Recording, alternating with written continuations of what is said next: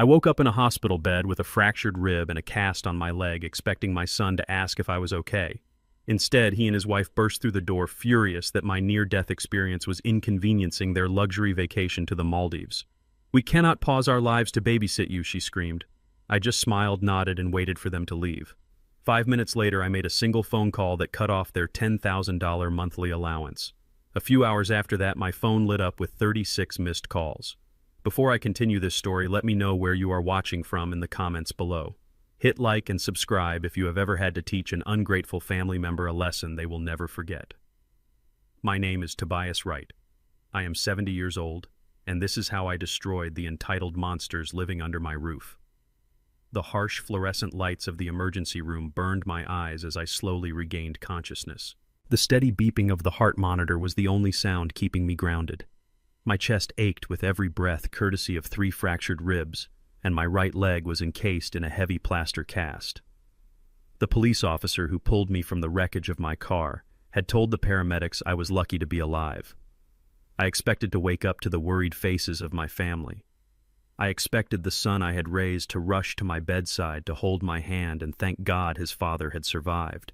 Instead, the heavy wooden door of my hospital room was shoved open with brutal force. Devin, my 38-year-old son, marched in with his wife Megan hot on his heels. There were no tears in their eyes. There was no relief on their faces. There was only pure, unadulterated rage. "Dad, what the hell is this?" Devin barked, stopping at the foot of my bed. "Do you have any idea what time it is? Our flight to the Maldives leaves in 6 hours. Megan crossed her arms, her face flushed with indignation. "We cannot cancel this trip, Tobias. We have been planning this luxury getaway for months. Do not expect us to pause our entire lives just to stay here and babysit you. You are going to have to figure this out on your own because our vacation comes first." I laid there in the sterile hospital bed, the pain in my chest suddenly feeling much deeper than just fractured bones. For a moment, the sheer audacity of their words left me completely speechless. I was 70 years old, hooked up to an IV monitor covered in dark purple bruises, and my only child was throwing a massive tantrum over a beach vacation. Megan stepped closer to the bed, her designer heels clicking sharply against the cold linoleum floor. She did not ask how my pain levels were. She did not ask what the doctors had said about my recovery or if I needed surgery. Instead, she reached into her expensive leather handbag, pulled out the spare keys to my house, and tossed them carelessly onto the rolling tray table next to my bed. They landed with a loud metallic clatter that echoed in the quiet room. "We are leaving the spare keys right here," she said, her voice dripping with a sickening blend of annoyance and condescension. "You can call the nurse to help you reach them. Hire a home aide or something when they finally discharge you. We are not going to be around to push your wheelchair or feed you soup. You have more than enough money to pay a stranger to do that for you." Devin ran a hand over his perfectly styled hair, letting out an exaggerated sigh. He looked down at his pristine outfit with absolute disgust, completely ignoring his injured father. "Look at this place," he muttered, brushing invisible dust off his sleeve. "This is a $5,000 custom suit, Dad. Do you know how unsanitary these hospital rooms are? I am probably going to have to get this dry cleaned before we even head to the airport. I cannot believe you got into a car accident today of all days. It is incredibly selfish, honestly. You always have to make everything about you." I looked at my son, truly looked at him, and realized I was staring at a complete stranger. The boy I had taught to ride a bike, the boy I had comforted through every childhood nightmare, was entirely gone. In his place stood an arrogant, entitled man who viewed his own father as nothing more than a minor inconvenience. I had spent decades trying to give him the world, trying to ensure he never had to struggle the way I did when I was growing up as a young black man in this country. I thought I was protecting him. But as I watched Megan check her diamond watch and roll her eyes at the delay, the bitter truth washed over me. My protection had not saved him. It had corrupted him. It had turned them both into monsters who valued a week at a luxury resort over my very life. I did not yell. I did not cry. I did not try to guilt them into staying or beg for their compassion. Instead, a slow, cold smile crept across my bruised face. It was the kind of smile that comes not from joy, but from absolute crystal-clear realization. "You are absolutely right," I said, my voice quiet but incredibly steady despite the pain in my chest. "You two should not miss your flight. Go ahead. Enjoy the Maldives. I will take care of myself from here." Devin looked momentarily confused by my calm reaction, expecting a fight, but the relief quickly washed over his face. "See, Megan, "I told you he would be fine," he said, already turning his back on me and heading toward the door. "We will send you a postcard, Dad. Try not to cause any more drama while we are gone." They walked out of the room without a single glance backward, the heavy door swinging shut and leaving me alone in the quiet hum of the medical machinery. I waited exactly 5 minutes. Then I reached over, picked up the hospital phone on the bedside table, and dialed a number I knew by heart. It was the direct line to the private wealth management division of my bank. What Devin and Megan conveniently ignored in their blind, pampered arrogance was exactly who they were dealing with. I was not just some fragile, helpless old man waiting to die. 40 years ago, my late wife Camille and I started with a single rusted delivery truck. Through decades of sweat and sacrifice, I built a logistics and commercial real estate empire from the absolute ground up. The company Devin pretended to help run as a vice president was entirely my company. The luxury lifestyle they flaunted was funded by my blood and sweat, and the unlimited black credit cards they were currently carrying in their designer wallets were issued solely in my name. "Hello, Richard," I said when my personal banker answered the line. "I need you to immediately freeze the 2 auxiliary black cards issued to Devin and Megan Wright. Yes, effective this exact second. Decline all future transactions." Next, I dialed Gregory Thorne. Gregory was my personal attorney, a ruthless, brilliant legal mind who had navigated my corporate battles for over 2 decades. Gregory the First said as soon as he picked up, "I need you to initiate a full financial audit on Devin. I also need you to draft the paperwork to revoke his corporate access. I am cutting him off. Completely." Less than 10 minutes later, the bank sent an automated alert to my phone confirming that the accounts were locked. The trap was set, and the timing could not have been more perfect. I laid my head back against the thin hospital pillow, feeling a strange sense of peace settle over my aching body. I closed my eyes, but the tranquility was short-lived. Exactly 2 hours later, my cell phone began to vibrate on the table. It buzzed once, then twice, then continuously. The screen lit up with Devin's name, followed by Megan's over and over again. I let them go straight to voicemail. Finally, a notification popped up for a voice message. I pressed play, holding the speaker to my ear. "Tobias, what the hell did you do?" Megan's voice shrieked through the speaker, completely devoid of her usual polished charm. "We are at the VIP check-in desk at JFK and your card just declined. They are humiliating us in front of everyone. Fix this right now." I smiled, deleted the message, and turned my phone completely off. I waited a full hour before turning my phone back on. The screen instantly froze under the weight of 36 missed calls and 14 new voicemails. I tapped the first audio file and held it up to my ear. Megan was no longer using her polished country club voice. She was shrieking in pure, unadulterated panic. "Tobias, answer the phone right now," she screamed.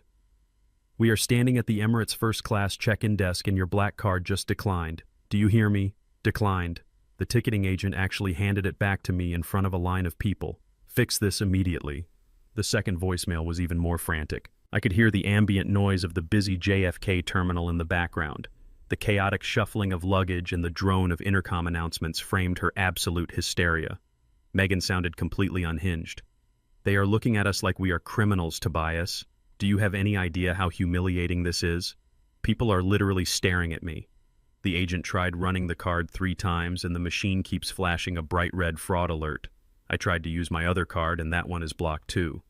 "Did you forget to pay your bill? You need to call Richard at the bank right this second and clear this up. We are going to miss our flight, and we are losing our deposit on the Overwater Villa." I listened to message after message, each one escalating in volume and desperation. Her carefully constructed facade of a wealthy, carefree socialite was crumbling spectacularly right in the middle of Terminal 4. She was throwing a massive tantrum surrounded by the very people she usually looked down upon. The barrage of voicemails from Megan was suddenly interrupted by an incoming call. The caller ID flashed Devin. I let it ring 4 times before finally swiping to answer. I did not even have the chance to say hello before my son began barking orders through the receiver. "Dad, what is going on with the bank accounts?" Devin demanded. His tone was not panicked like his wife. It was demanding, arrogant, and dripping with furious authority. "I am standing here arguing with a supervisor because your bank flagged our accounts and locked us out of the system. I need you to call your wealth manager right now and authorize a manual override. The total for our flight upgrades and the resort deposit is $40,000. Just tell them it is a legitimate charge." I adjusted my position in the hospital bed, feeling the dull ache in my fractured ribs. I looked at the stark white ceiling of my room. My voice remained perfectly calm, completely devoid of the anger burning inside my chest. "I am afraid I cannot do that, Devin." The line went dead silent for a fraction of a second. "What do you mean you cannot do that?" He snapped, his frustration bubbling over into pure rage. "Stop playing games, Dad. This is not the time to be a stubborn old man. We are holding up the entire line, and Megan is practically having a full-blown panic attack by the luggage carousel. Just make the call." The bank clearly made a mistake and froze the primary ledger. It was almost comical how entitled he sounded. He genuinely believed the world revolved around his convenience. "The bank did not make a mistake, Devin," I replied slowly, making sure every single word landed with absolute precision. "I authorized the freeze. The black cards in your wallet are issued under my primary account. Since you explicitly stated that you cannot pause your lives to babysit me, I realized I needed to rapidly reallocate my financial resources. I will be needing those funds to pay for my own medical care, rehabilitation, and any other assistance I require." Devin let out a harsh, bitter laugh of total disbelief. "Are you serious right now? You are throwing a massive tantrum and cutting off our access just because we are going on a planned vacation. You have millions of dollars, Dad. Do not be ridiculous. Unfreeze the cards before we lose our reservations. I am not asking you, I am telling you." His absolute lack of respect was staggering. He was not asking his injured father for help. He was commanding me as if I were one of his subordinates at the logistics firm. He truly believed he held the ultimate power in our relationship simply because I had always given him everything he ever wanted without question. I did not bother engaging with his childish demands. Instead, I simply hung up the phone, cutting him off mid-sentence. I knew he would try to call back immediately to continue his tirade, so I switched my phone to silent mode. I had far more pressing matters to attend to than arguing with a spoiled adult. I reached for the call button clipped to my hospital bed and pressed it firmly. A few minutes later, a sharp-looking woman in pristine blue scrubs walked into my room. Her name tag read Nina. She was a private duty nurse I had requested through the hospital concierge service earlier that morning. Nina had a stellar reputation for being fiercely professional, highly competent, and incredibly loyal to her patients. "Mr. Wright," Nina said with a warm but entirely businesslike tone, standing at attention near the foot of my bed. "I understand you are looking for 24-hour private care upon your discharge." "That is correct, Nina," I replied, offering a genuine smile for the first time that day. "I need someone who can manage my medications, assist with my physical therapy, and ensure my household runs smoothly while I recover from these fractures. I am willing to pay triple your current agency rate if you agree to work exclusively for me starting today." Nina did not hesitate. "Consider it done, Mr. Wright. I will handle all the discharge paperwork and coordinate your secure transport home immediately." As Nina efficiently moved around the room, organizing my charts and checking my vitals, I picked up my phone to send Devin one final text message. I wanted to make my position crystal clear, leaving no room for negotiation or misunderstanding. I typed out the words deliberately. "Devin, the auxiliary black cards are now strictly reserved for the medical professionals and staff who will actually be taking care of me during my lengthy recovery. Since you and Megan have made it absolutely clear that my health is not your priority, you no longer qualify for that financial privilege. Furthermore, I have already contacted the airline and revoked your access to the first-class VIP lounge. You will not be charging any complimentary champagne to my account while I sit in a hospital bed. Enjoy the Maldives if you can still somehow afford the tickets." I hit send and tossed the phone onto the side table. For years, I had blindly funded their lavish lifestyle, believing that providing for my family was my ultimate duty as a successful father. I had paid for their designer clothes, their expensive cars, and their exotic luxury vacations. But the accident had forced my eyes wide open. I was no longer going to finance the lives of two parasites who saw me as nothing more than a walking bank account. 30 miles away at Terminal 4, the harsh reality of their situation finally crashed down on them. Without my black cards, they were completely stranded in the middle of the airport. Devin had maxed out his own personal credit limits months ago, pouring money into a failing venture he kept hidden from me. Megan had zero income of her own, relying entirely on my generosity to fund her socialite image.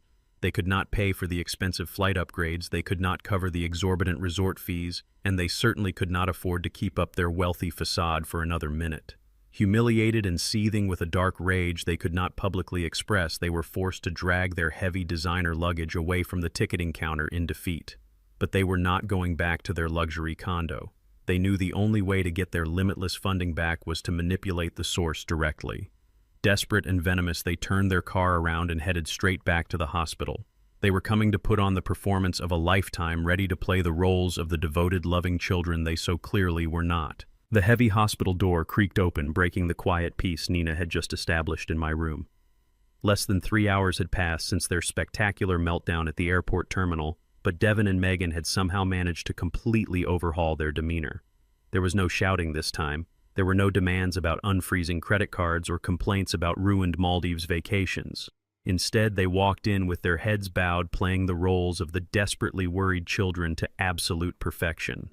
Megan was actually wiping away forced tears, carefully avoiding smudging her expensive mascara. In her hands, she carried a cheap plastic-wrapped fruit basket from the hospital gift shop. It was a laughable gesture, considering they usually only bought imported organic produce and vintage wines. She placed the flimsy basket on the edge of my tray table as if offering a priceless sacrifice. "Oh, Tobias," she whimpered, her voice shaking with artificial sorrow. "We are so incredibly sorry. We were just so overwhelmed by the shock of your accident that we completely panicked. We did not mean a single word we said earlier. We were just terrified of losing you." Devin stood right beside her, nodding solemnly. He had managed to smooth out the wrinkles in his $5,000 suit and was now sporting an expression of deep, filial piety. "Dad, I apologize for losing my temper," he murmured, pulling up a chair and sitting unusually close to my bed. The stress of the situation just clouded my judgment. "You are our priority.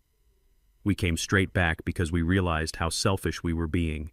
We want to be here for you." I looked at the pathetic fruit basket, and then at their meticulously crafted expressions of grief. It took every ounce of my willpower not to laugh out loud at the sheer absurdity of their performance. They settled into the room, attempting to fill the sterile air with empty words of affection and hollow promises of care. Nina stood quietly in the corner, observing them with the sharp, analytical eyes of a seasoned medical professional. I gave her a subtle nod, and she discreetly excused herself to check on my discharge paperwork, giving my son and daughter-in-law the false sense of privacy they were so clearly desperate for. As soon as the door clicked shut behind Nina, the atmosphere in the room subtly shifted. The fake tears dried up and the underlying agenda began to surface. Devin leaned forward, resting his elbows on his knees, adopting his most serious corporate posture. "Dad, we know you are going to have a long and painful road to recovery," he began, his tone dripping with fake concern. "The doctors said those fractured ribs and your leg will keep you bedridden for weeks, maybe even months.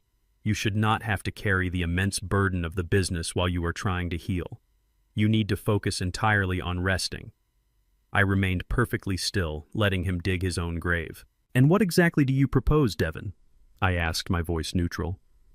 "Well," he continued smoothly, running a hand over his chin, "I think it would be in the best interest of the company and your own health if you temporarily signed over full power of attorney to me. Just until you are back on your feet, of course. I can handle the logistics firm, manage the corporate accounts, and ensure your personal finances are paid on time. You would not have to worry about a single bank transfer or executive decision. It makes perfect sense, Dad." While Devin spun his web of corporate buzzwords, pretending to be a capable leader, my eyes darted toward the other side of the room. Megan had quietly slipped away from the bedside and was now pretending to admire the bland hospital artwork hanging near the small closet. But her focus was not on the painting. Her gaze was locked onto my worn leather briefcase, which Nina had brought from the wreckage of my car and placed on the visitor chair. I watched through the reflection of the television screen mounted on the wall as Megan swiftly and silently unclasped the brass buckles of the briefcase. Her manicured fingers slipped inside, sifting through my private documents, my business ledgers, and my personal contacts. She was hunting for anything she could use to regain access to my wealth, while her husband tried to smooth-talk me into handing over the keys to the kingdom. They were operating like a pair of common thieves, staging a distraction while picking my pockets right in front of me. I let her snoop for a few more seconds, memorizing exactly how low she was willing to stoop. Then I turned my full, undivided attention back to my son. "Devin," I said, cutting through his endless rambling about executive responsibilities, "do you honestly believe I am suffering from brain damage alongside these broken bones?" His confident smile faltered instantly. "Dad, what are you talking about? I am just trying to help."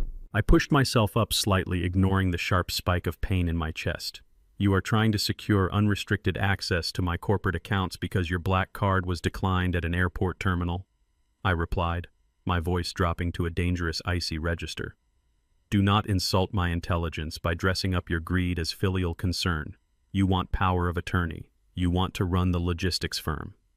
Let me remind you of a few undeniable facts about your position in my company. You are a vice president in name only, Devon. You wear expensive suits, you play golf with clients on Friday afternoons, and you attend board meetings to nod at my decisions. But you do not run anything. You have never run anything." Devon flushed a deep shade of angry red, opening his mouth to protest, but I raised a hand, silencing him completely. 40 years ago, I started that company with nothing but a rusted delivery truck and a prayer. Your mother, Camille, and I worked 20-hour shifts. She kept the books at the kitchen table until her fingers bled while I drove through blizzards to make deliveries on time. That logistics empire was built on the sweat, blood, and tears of a black man and woman who refused to let this world crush them. We built it so you would never have to know the feeling of starving. But I see now that in giving you everything, we accidentally gave you nothing of value. You have no work ethic, Devon. You have no loyalty. You possess zero strategic vision.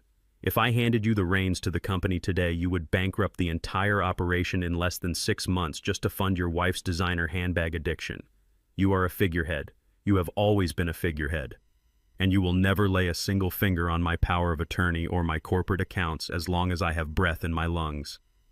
Devon stood up abruptly, his chair scraping violently against the floor. The facade of the loving son completely shattered, leaving behind the spoiled, enraged boy he truly was. "You cannot do this to me," he spat, his fists clenched at his sides. "I am your only son. You owe me. I owe you nothing," I countered, staring him down with absolute authority. "I fulfilled my duty as a father the day you turned 18. Everything you have received since then has been a privilege you have officially revoked by showing me exactly how little my life means to you. Now get out of my hospital room, both of you, before I have security physically remove you from the premises." Megan quickly snapped her hand out of my briefcase, her face pale but her eyes burning with a venomous fury. She grabbed her designer bag and rushed to Devon's side, pulling his arm to drag him toward the door. "Come on, Devon," she hissed, glaring at me with pure hatred. "He has lost his mind. There is no reasoning with him right now." They stormed out of the room, slamming the heavy door behind them, leaving the cheap fruit basket sitting on the table as a pathetic monument to their failed manipulation. But as they left, I noticed something missing from the side pocket of my briefcase. Megan had not just been snooping. She had managed to discreetly photograph a confidential medical business card belonging to a highly connected private physician I consulted for corporate matters. In that brief moment before the door clicked shut, I saw the sinister, calculating gleam flash in her eyes. If she could not persuade me to hand over my wealth voluntarily, she had clearly just found a way to take it by force. Her wicked mind was already piecing together a terrifying plot to declare me mentally incompetent and lock me away in a nursing home forever. 3 days later, the hospital finally cleared my discharge. Nina wheeled me through the grand double doors of my own estate, guiding me with the quiet efficiency I was already paying her triple to maintain. The sprawling foyer of the mansion was pristine just the way I liked it, but the atmosphere felt entirely wrong. The comforting aroma of my favorite coffee was completely missing. Maria, my fiercely loyal housekeeper who had worked for our family for over 2 decades, was nowhere to be seen. In her place stood a severe-looking woman I had never met, rapidly texting on her phone. She barely glanced up when my wheelchair rolled across the marble floor. "Where is Maria?" I demanded, my voice slicing through the quiet space. Megan sauntered out of the formal dining room wearing a designer tracksuit, sipping a green smoothie with absolute nonchalance. "Oh, I let Maria go yesterday morning," Megan stated casually, waving a manicured hand in the air. "She was getting too old to handle the deep cleaning anyway. Plus, she asked too many questions. I hired Brenda instead. She comes highly recommended by my mother and will be keeping a very close eye on your recovery schedule, Tobias." She smiled, but the hidden message was crystal clear. Brenda was not a housekeeper. She was a warden. Megan had planted a spy right inside my own home, hoping to monitor my every move, intercept my mail, and report back to her. I looked at Brenda, who quickly put her phone away and offered a fake polite nod. I did not argue or shout. I simply stored that piece of information away. They wanted to play a game of espionage inside the very house I built.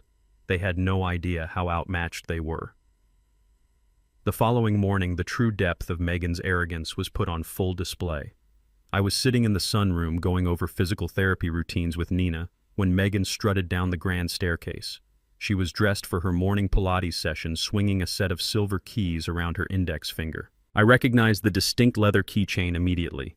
They were the keys to my vintage Porsche, a flawless classic vehicle I had purchased to celebrate my 50th birthday. It was my absolute pride and joy, kept in pristine condition under a custom cover in the third garage bay. Devin had tried to borrow it a dozen times over the years, and I had always flatly refused. Now his wife was swinging the keys like a cheap plastic toy. "I am heading to the luxury fitness club downtown," Megan announced loudly, ensuring I could hear her over the classical music playing in the background.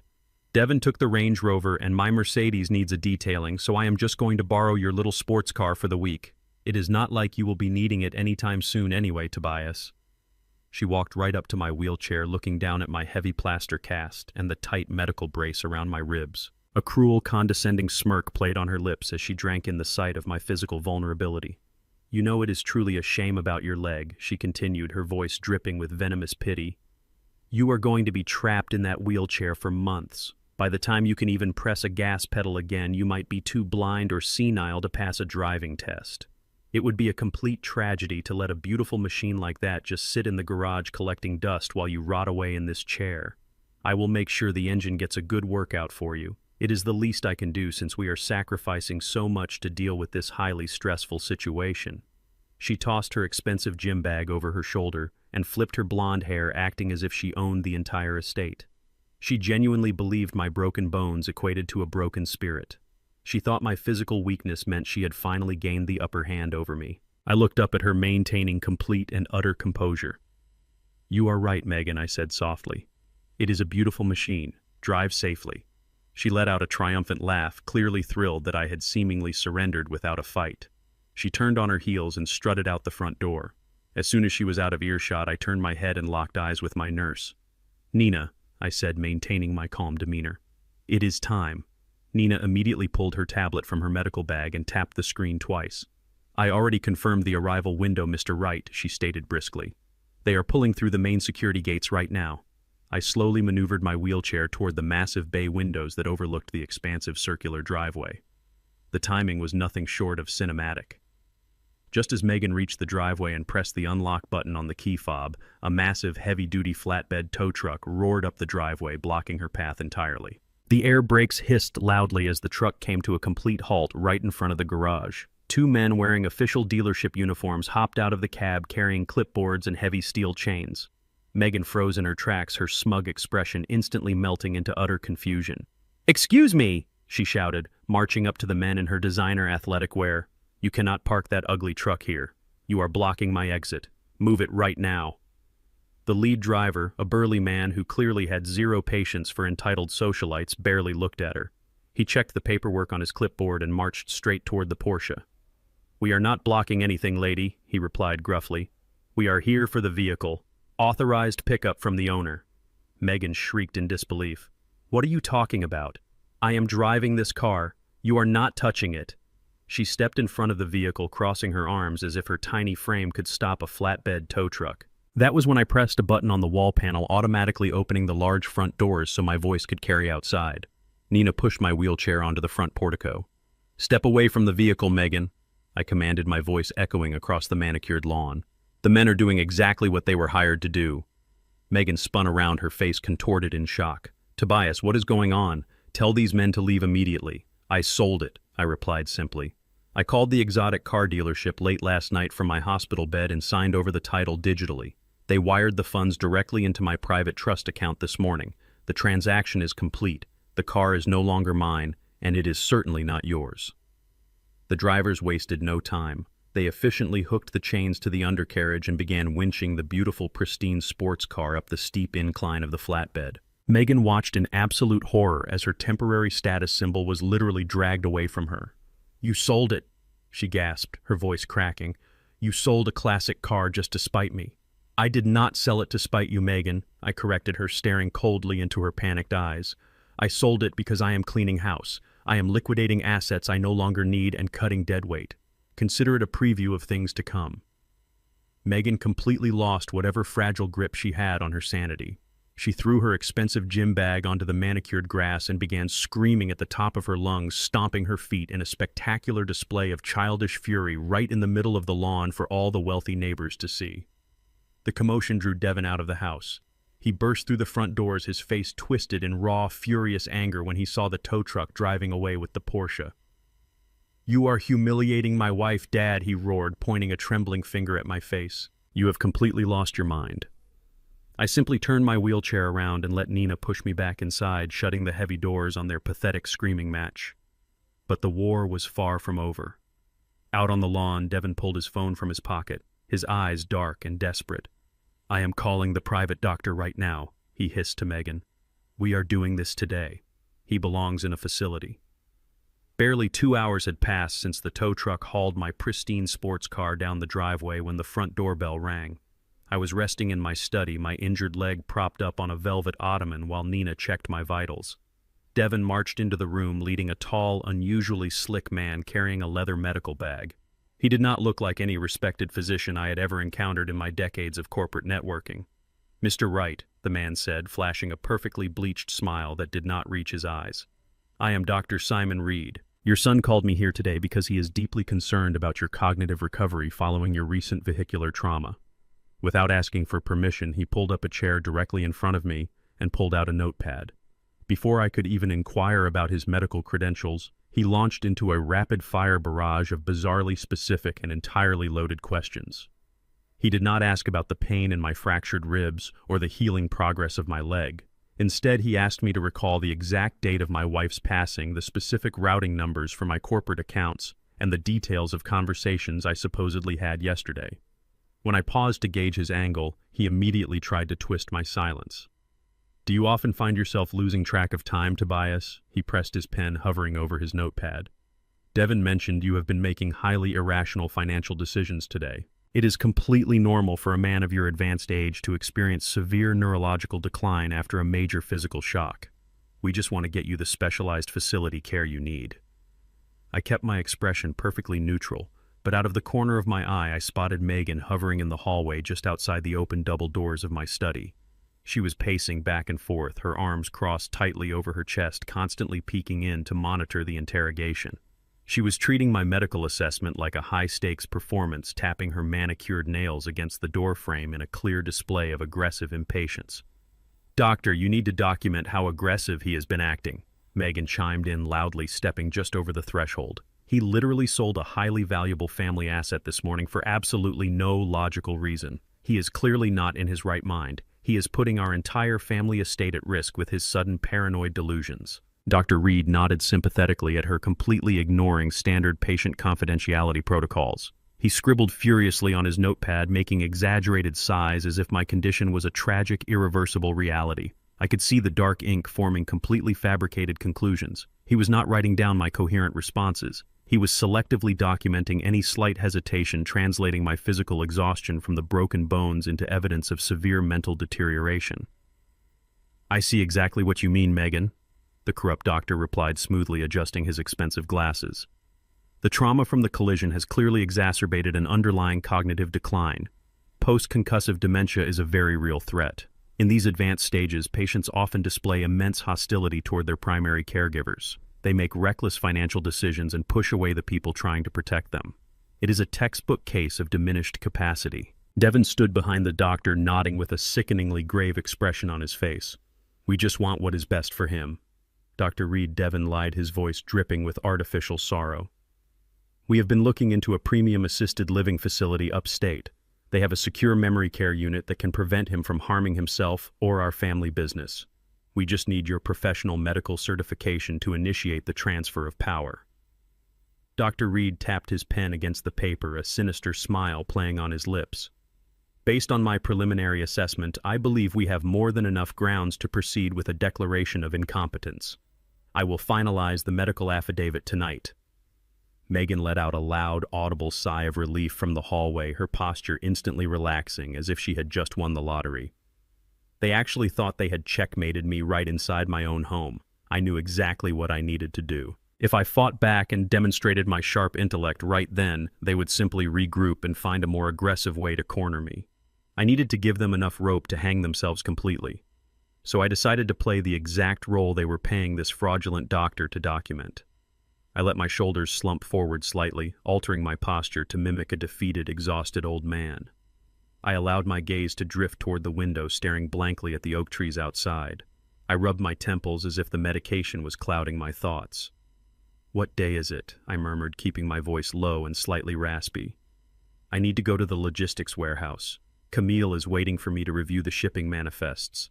Mentioning my late wife as if she were still alive in the present tense was the perfect bait. Devin and Megan exchanged a thrilled, victorious glance. Dr. Reed quickly jotted down a final note, snapping his leather binder shut with a definitive thud. "Do not worry about the warehouse, Dad," Devin said, his tone thick with condescending pity. "I am taking over the company now. You just need to rest." Dr. Reed stood up, packing his medical bag. "I have seen enough," he announced to my son. "The cognitive deterioration is progressing rapidly. I will have the final incompetence certification couriered to your lawyer by tomorrow morning." They ushered the doctor out of the study, patting each other on the back like criminals finalizing a successful heist. The moment the heavy front door clicked shut, the facade of the confused old man instantly vanished from my face. I sat up perfectly straight, ignoring the sharp pain in my ribs. I looked over at my nurse, who was quietly standing by the bookshelf. "Nina," I said sharply, "did you get all of it?" Nina stepped forward, her professional demeanor completely unfazed. She reached into the oversized pocket of her medical scrubs and pulled out her smartphone. She tapped the screen, saving the high-definition audio recording she had been running since the moment Dr. Reed stepped into the room. "Every single word, Mr. Wright," she confirmed, handing the device to me, "including the part where your daughter-in-law openly instructed him to falsify your aggressive behavior." I took the phone and immediately dialed Gregory Thorne. My lawyer picked up on the second ring. "Gregory," I said, my voice echoing with cold, calculated authority.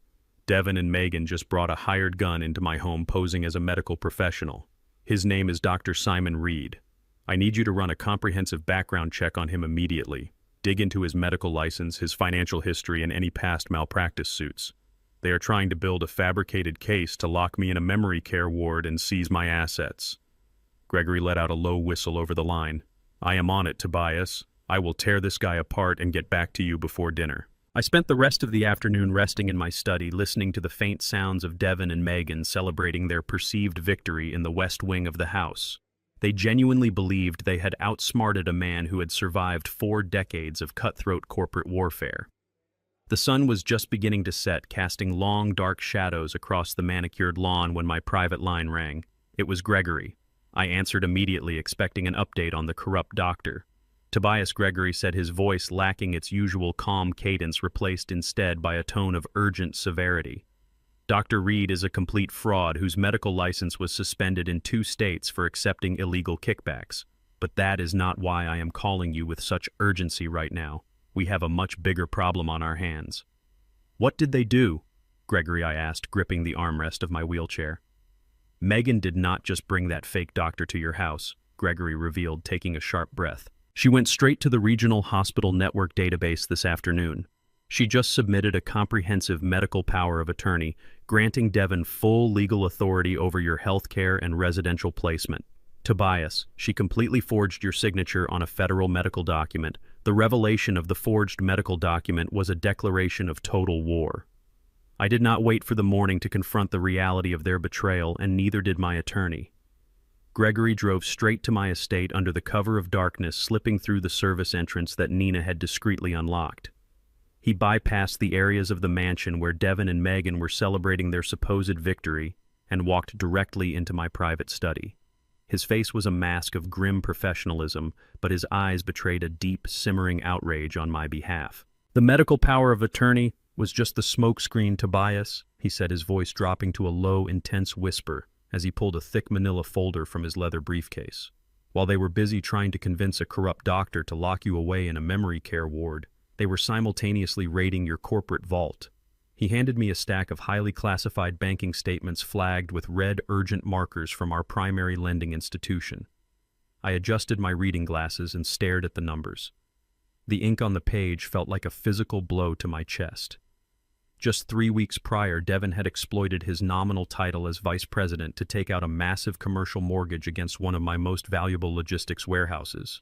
He had leveraged a prime piece of real estate that I had purchased with cash decades ago, using it as collateral to secure a staggering $500,000 loan. I flipped through the transaction logs, tracing the path of the stolen funds with the surgical precision of a man who had spent 40 years hunting down corporate discrepancies. The $500,000 did not go toward fleet upgrades. It did not go toward employee payroll or expanding our shipping routes. Instead, the entire lump sum was wired directly into an obscure limited liability company registered just 2 states over. "Who owns this shell corporation?" Gregory the First asked, feeling my jaw clench so tightly my teeth ached. My lawyer pulled out a secondary dossier containing a background check. The sole proprietor is a man named Kyle. He is Megan's older brother. The pieces of their sickening puzzle snapped together with terrifying clarity. Kyle was a notorious smooth-talking grifter who styled himself as a tech entrepreneur, but had a long documented history of driving imaginary startups straight into bankruptcy. Devin and Megan had not just embezzled $500,000 of my hard-earned corporate assets. They had funneled my blood and sweat directly into a fraudulent phantom startup to fund a lavish lifestyle for her incredibly entitled family. They were systematically bleeding my legacy dry, convinced that I would soon be rotting in a psychiatric facility, completely unable to stop them. Megan was essentially using my fortune to elevate her middle-class relatives into the ranks of the elite, treating my logistics empire like her own personal piggy bank. I stared at the signature on the loan agreement. Devin had forged my initials on the secondary authorization line, a sloppy, desperate imitation of my handwriting. They thought they had perfectly orchestrated the ultimate heist. They believed they were brilliant, untouchable masterminds. I did not scream. I did not throw my glass against the wall or give in to the blinding rage that was demanding to be released. In the ruthless world of commercial real estate and corporate logistics, anger makes you sloppy, but cold, calculated patience makes you lethal.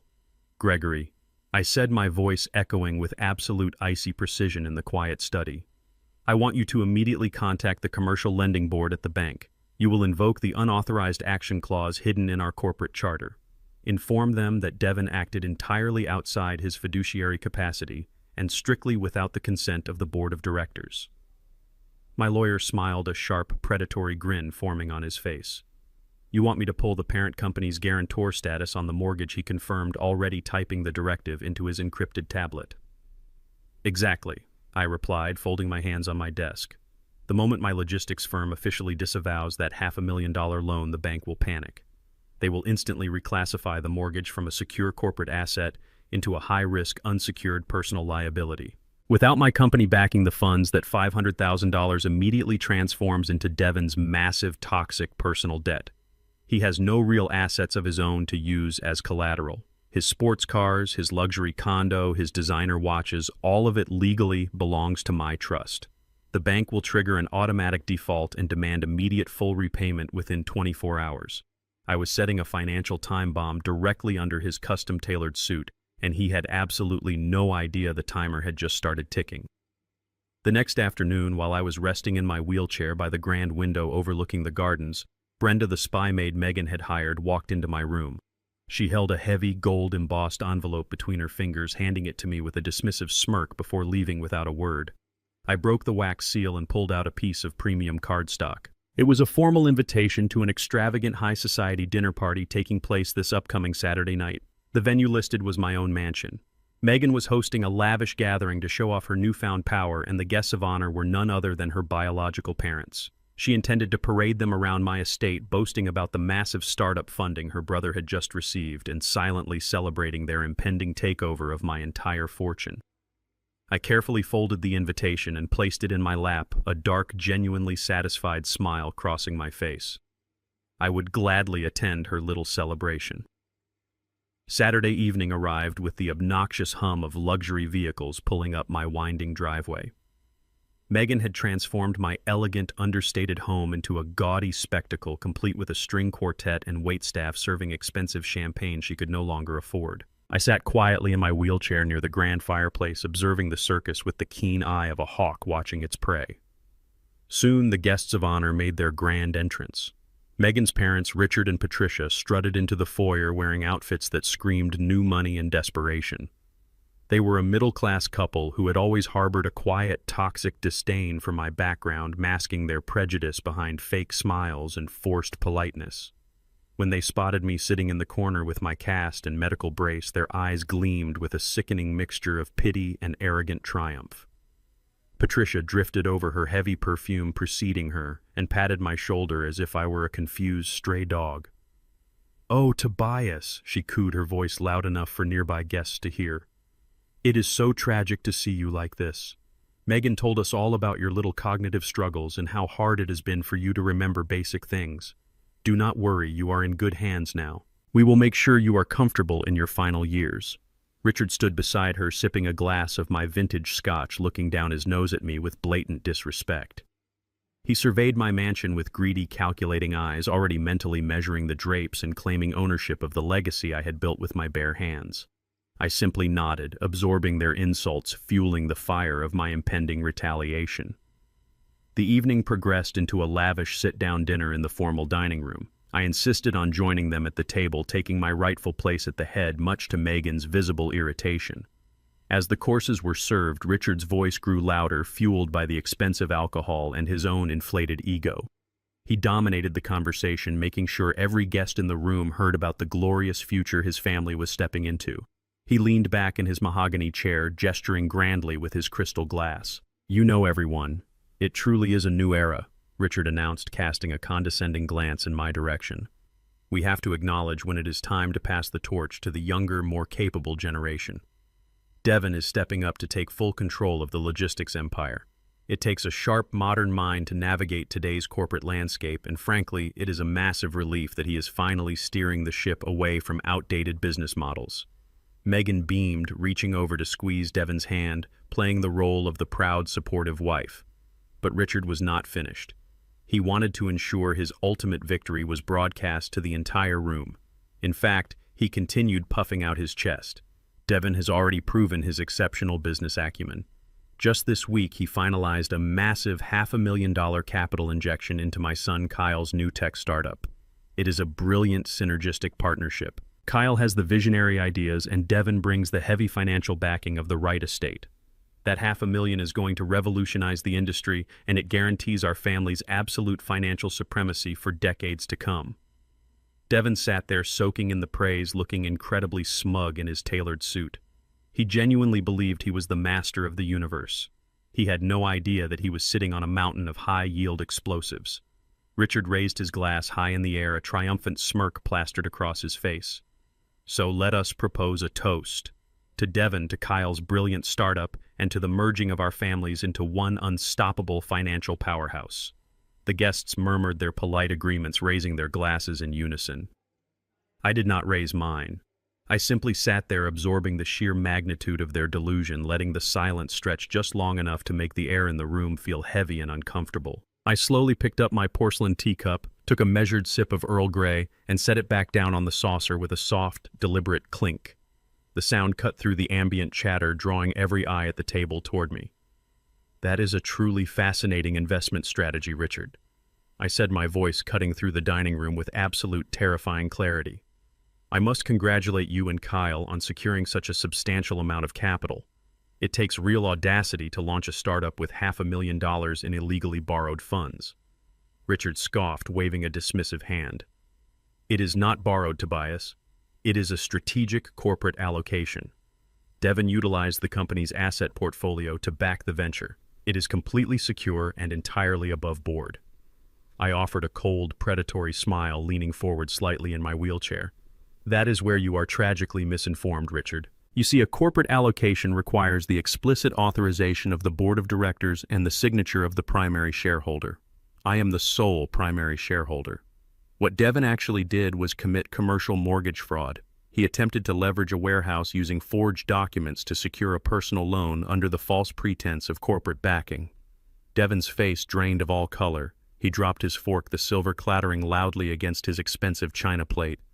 "Dad, what are you doing?" he hissed, his eyes darting frantically around the room at the silent, staring guests. "I am simply clarifying the new era of this family's finances, Devon," I replied, never breaking eye contact with his terrified father-in-law. I instructed my legal counsel to contact the Commercial Lending Board yesterday afternoon. The logistics firm has officially disavowed any knowledge or backing of that transaction. We pulled our guarantor status completely. Richard's smug expression vanished, replaced by a look of sheer, unadulterated confusion. "What does that mean?" he stammered, his grip tightening on his wine glass. "It means Richard." I explained with lethal precision that the bank instantly reclassified that $500,000 from a secure commercial mortgage into a toxic, high-risk, unsecured personal liability belonging solely to Devon. And since Devon does not actually own any of the assets he claims to possess, the bank has triggered an automatic default. That $500,000 is no longer an investment in your son's imaginary tech company. It is a massive, immediately payable debt. I took another calm sip of my tea. The commercial lending department opens at 8 o'clock sharp tomorrow morning. At exactly 1 minute past 8, they will officially call in the loan. If Devon does not produce $500,000 in liquid cash by the end of the business day, they will begin seizing everything, including the funds already transferred to your son. The blood completely left Richard and Patricia's faces, leaving them looking like chalk-white ghosts in the middle of the lavish dining room. Megan gasped, pressing both hands over her mouth as the devastating reality of my words crashed down upon her meticulously planned evening. The opulent dinner party they had orchestrated to celebrate my downfall had just become the grand stage for their absolute ruin. The smug superiority they had paraded around my home evaporated instantly, replaced by a suffocating dread. Before Richard could even formulate a coherent response or attempt to defend his son's fraudulent company, the silence in the room was violently shattered. Devon's smartphone, resting on the table next to his plate, began to vibrate and emit a series of loud, harsh notification chimes. He picked it up with trembling hands, his breath hitching in his throat. His eyes widened in sheer terror as he stared at the glowing screen. It was not just one alert. It was a relentless cascade of automated messages from his primary financial institution. The bank was not waiting for tomorrow morning. They were already initiating the emergency asset freezes. His accounts were locking down one by one in real time, confirming every single word I had just spoken and sealing their impending financial doom. The grand-grandfather clock in the hallway chimed midnight, echoing through the newly silent mansion. The extravagant dinner party had dissolved hours ago, ending in a chaotic mass exodus of horrified guests and humiliated in-laws. I was resting in my ground-floor master suite, the faint glow of the reading lamp illuminating the medical brace around my ribs.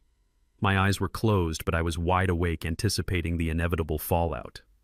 The heavy oak door to my bedroom did not just open. It was violently kicked inward, crashing against the wall with a thunderous slam that rattled the picture frames. Devon stormed into the room, his tailored suit jacket discarded, his tie hanging loosely around his neck. His eyes were bloodshot wide with a feral, desperate panic that had completely consumed his arrogant composure. He marched straight to the edge of my bed and forcefully threw a crumpled stack of legal documents onto my quilt. "Sign it," he roared, his chest heaving as he pointed a trembling finger at the pages. "Sign the financial reinstatement and the power of attorney right now. The bank is already preparing to seize the corporate accounts, and they are threatening to liquidate my personal assets by morning if I do not produce the $500,000. You have to fix this, Dad. You cannot just let them destroy my life over a simple business maneuver." I looked down at the desperate paperwork and then up at my son, my expression entirely unmoved by his midnight theatrics. Before I could even issue a verbal refusal, Megan burst through the open doorway. She had stripped off her designer gown and was wearing a silk robe, her face smeared with ruined makeup and tracks of mascara running down her cheeks. She did not possess the same frantic, aggressive energy as her husband. Instead, she weaponized her tears, immediately launching into a hysterical performance designed to paint herself as the ultimate victim. "You are a monster, Tobias!" she shrieked, clutching the doorframe as if she might collapse from the sheer weight of my cruelty. "You are deliberately trying to destroy our marriage and ruin my family. My brother is going to lose his company tomorrow morning because of your petty, vindictive games." She stepped further into the room, her voice reaching a shrill, ear-piercing pitch. "You have never wanted us to be happy. You have hated me from the absolute second Devon introduced us. You sit in this massive mansion hoarding your millions while acting like we are criminals for wanting a piece of the pie. You are selfish and bitter. You are just jealous because Devon managed to build a beautiful life with me instead of marrying someone you picked out for him." Megan stepped closer to the bed, her tears flowing freely now as she played her most pathetic card. "Do not think I do not know what this is really about, Tobias. You are prejudiced against me. You have always judged my family because we are white and middle class. You look down on us because we do not have your corporate pedigree. You resent me because I am not a carbon copy of your late wife, Camille. You could never accept that your successful black son chose to build his life with a white woman, so you are using your money to punish us both for it. You want to see Devin fail just so you can drag him back under your total control. She fell to her knees at the side of the bed, gripping the edge of my mattress, sobbing uncontrollably. Please, Tobias, just sign the paper. She begged, her voice muffled by the blankets. Do not send us to prison. Do not let them take everything away from us. We just wanted to build a legacy. We just wanted to make you proud. I sat up slowly, ignoring the sharp ache in my fractured ribs. I picked up the stack of legal documents Devin had thrown onto my bed. I did not reach for a pen. I gripped the thick parchment in both hands, and with a single deliberate motion, I tore the power of attorney straight down the middle. The sound of ripping paper cut through Megan's theatrical sobbing, bringing a dead silence to the room. I let the torn halves flutter to the floor.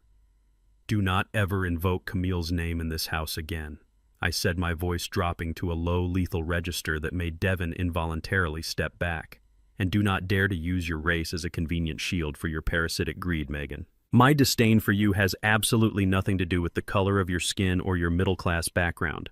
I despise you because you are a shallow, manipulative leech who views my son as nothing more than a human ATM and views me as an obstacle to an inheritance you did not earn.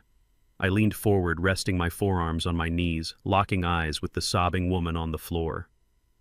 You talk about building a legacy, but you have never built a single thing in your entire life. You masquerade as a high society socialite using the wealth that a black man and woman built from nothing, all while secretly looking down on the very hands that feed you. You invited your arrogant parents into my home so they could insult my intelligence and count my money while I was sitting in a wheelchair. You pushed my son to commit federal mortgage fraud to fund your brother's imaginary tech company. You are not a victim, Megan. You are a highly calculated thief who finally got caught with her hand in the vault. I turned my attention back to Devin, who was staring at the torn documents on the floor in absolute horror. You wanted to play the role of a high-rolling corporate executive, Devin, I told him coldly. Well, congratulations. You are now experiencing the real corporate world. Actions have consequences. Signatures have binding legal weight.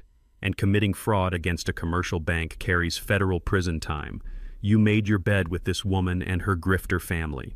Now you are going to lie in it without my checkbook to shield you. Get out of my bedroom. Get out of my sight. And figure out how you are going to survive 8 in the morning when the bank officially calls in your $500,000 debt. Realizing that their manipulation tactics and aggressive demands had completely failed, Devin and Megan backed away from the bed. The terrifying reality of their imminent financial ruin had finally extinguished their false bravado. Megan scrambled to her feet, her tears instantly drying up as her survival instincts kicked in. She grabbed Devin by the arm and pulled him out of the room without another word. Less than 20 minutes later, I heard the distinct sound of their remaining car tires screeching down the long asphalt driveway. They were fleeing into the dead of night. I sat back against my pillows, taking a deep breath to steady my racing heart. A soft knock broke the silence, and Nina stepped out of the shadows of the hallway. "Mr. Wright," she said, her voice urgent but tightly controlled. "I just checked the safe in the West Wing office."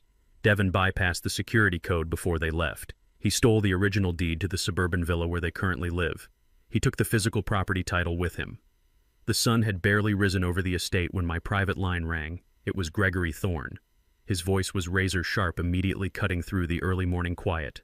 "Tobias, we have a massive development," Gregory announced. Nina was absolutely correct about the missing property deed. Devin did not just steal the physical paperwork to hold on to it as leverage. He is actively trying to liquidate the suburban villa. He spent the last 4 hours frantically contacting bottom-feeding real estate investors who specialize in rapid, off-market cash acquisitions.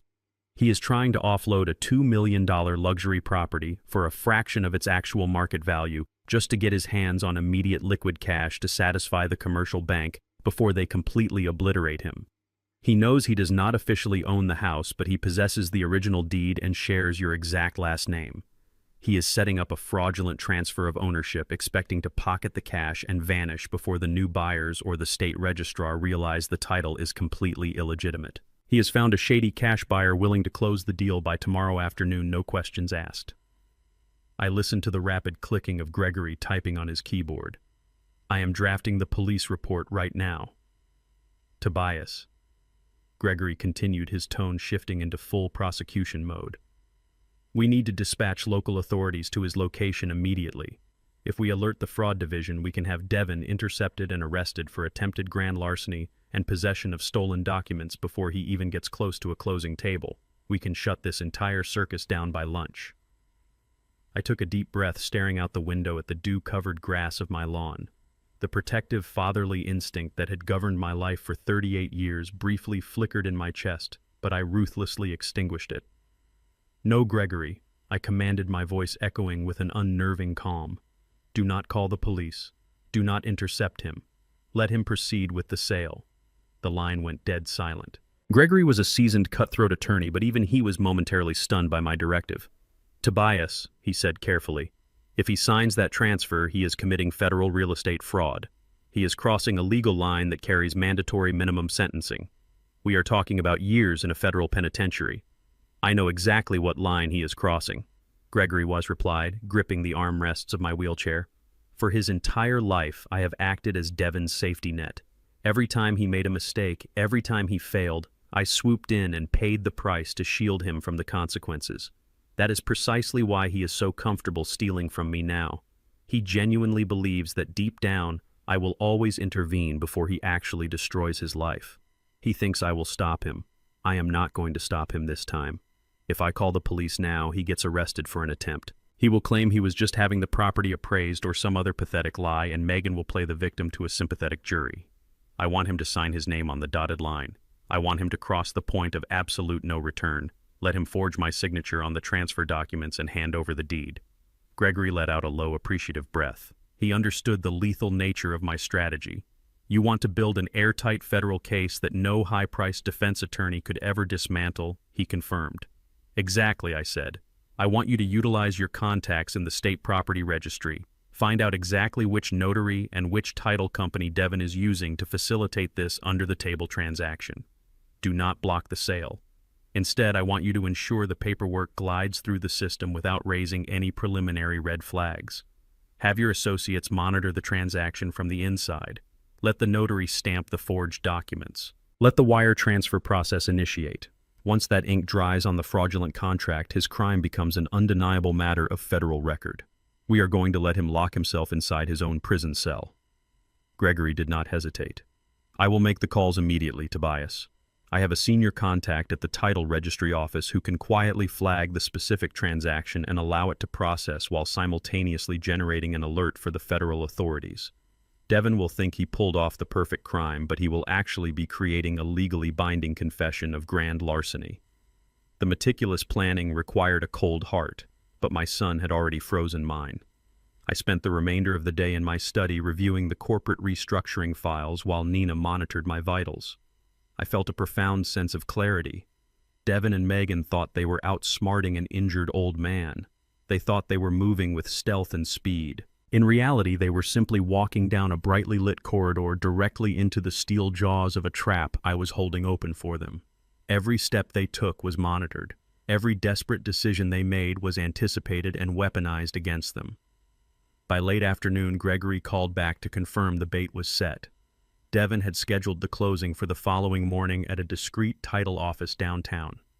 The forged documents were ready, and the unsuspecting cash buyer had already initiated the escrow transfer. Devin was hours away from finalizing his own destruction. As the sun dipped below the horizon, casting long shadows across my study, my personal cell phone buzzed on the desk. I glanced at the screen, expecting another update from Gregory. Instead, it was a text message from Megan. Clearly emboldened by the prospect of the impending millions from the illegal house sale, she had decided to play her most despicable card yet. Her message was dripping with venom and supreme arrogance. "We are securing our own funding, Tobias," the text read. "You thought you could starve us out, but you failed. Since you want to act like a ruthless dictator, you can face the consequences. Do not ever expect to see your 7-year-old grandson again.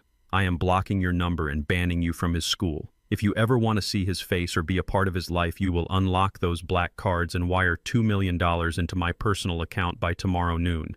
Consider it a late inheritance fee." I stared at the glowing screen, reading the ultimate extortion attempt. She was weaponizing an innocent child. I stared at the glowing screen of my phone, the venomous words burning into my retinas. Megan was not just threatening to keep my 7-year-old grandson away for a weekend. She followed up her initial text with a blazing voice message detailing exactly how she planned to erase me from his life completely. She boasted that once the suburban villa sale closed tomorrow morning, she would take the illicit cash and fly directly to Paris, dragging my grandson across the Atlantic with her. "You will never hear his voice again, Tobias," she hissed through the speaker, her tone dripping with malicious glee. "I will legally change his last name.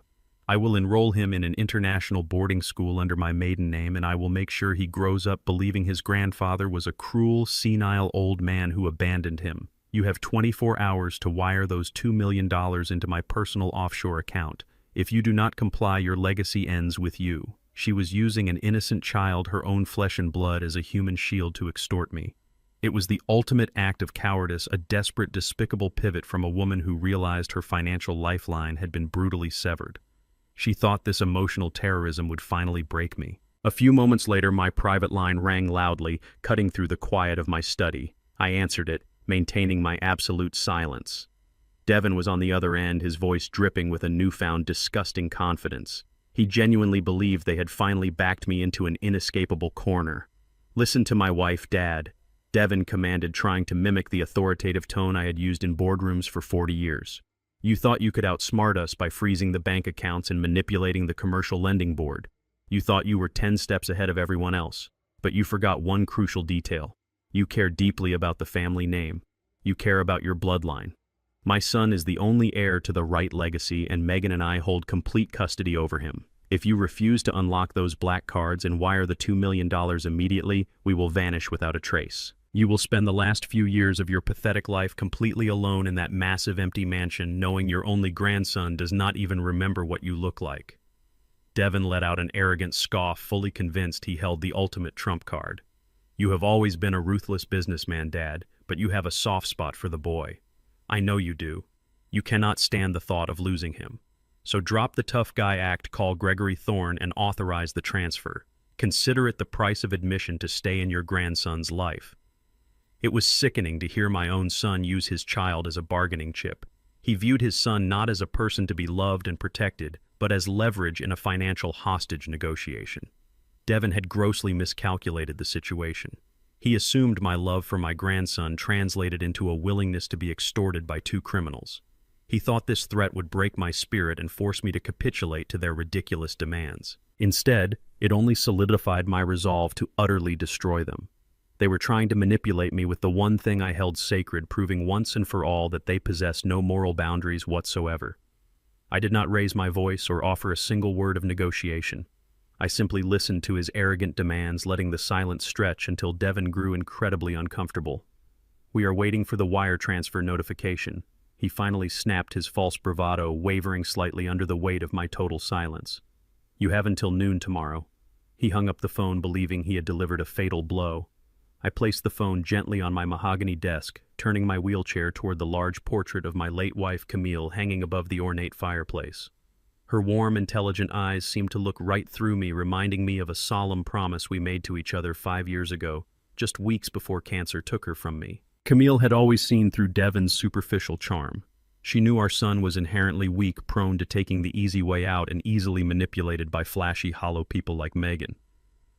"Tobias," she had whispered from her hospice bed, her grip incredibly strong despite her failing health. "You must protect the corporate legacy, but more importantly, you must protect our grandson. Do not let Devin ruin that boy's future to fund his own arrogant mistakes. Build a financial fortress around him. I made that vow to my dying wife, and I had executed it with ruthless legal precision long before this current war began." I picked up my phone and dialed Gregory Thorne once again. "Gregory," I said, my voice steady and resolute. "Devin and Megan have decided to use my grandson as leverage. They are demanding a $2 million ransom under the threat of taking him out of the country. I need you to immediately send them the certified digital copies of the Camille Wright Independent Trust Fund. Send it directly to both of their private email addresses and copy Megan's pretentious parents for good measure. Let them read the fine print of their own failure." Gregory chuckled darkly on the other end of the line. "Sending it right now, Tobias." They are going to have an absolute meltdown when they see the clauses. 3 years ago, I established an ironclad, irrevocable trust fund solely in my grandson's name. It contained a massive 8-figure sum, enough to guarantee he would attend any prestigious university he chose and never have to worry about a mortgage for the rest of his life. But it came with a meticulously crafted catch. The trust was entirely locked down until his 25th birthday. Neither Devin nor Megan had any legal authority to access, borrow against, or withdraw a single cent from that fund. Furthermore, I had appointed Gregory and an independent board of ruthless financial fiduciaries to oversee it.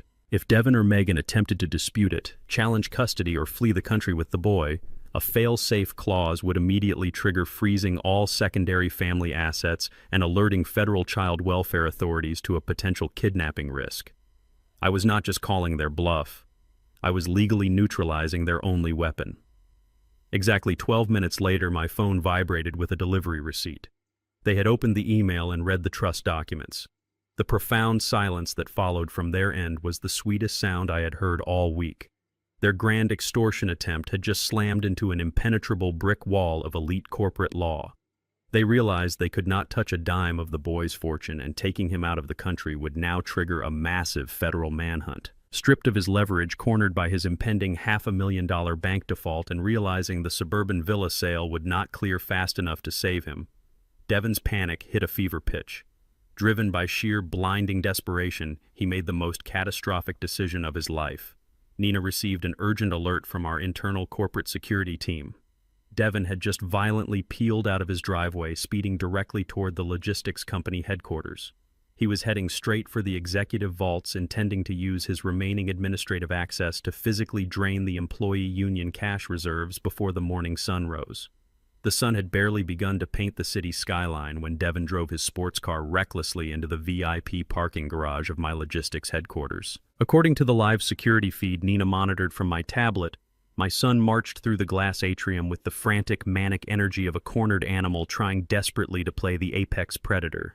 He bypassed the front desk entirely, flashing his vice president badge at the early morning security staff, who simply stepped aside per my strict prearranged orders.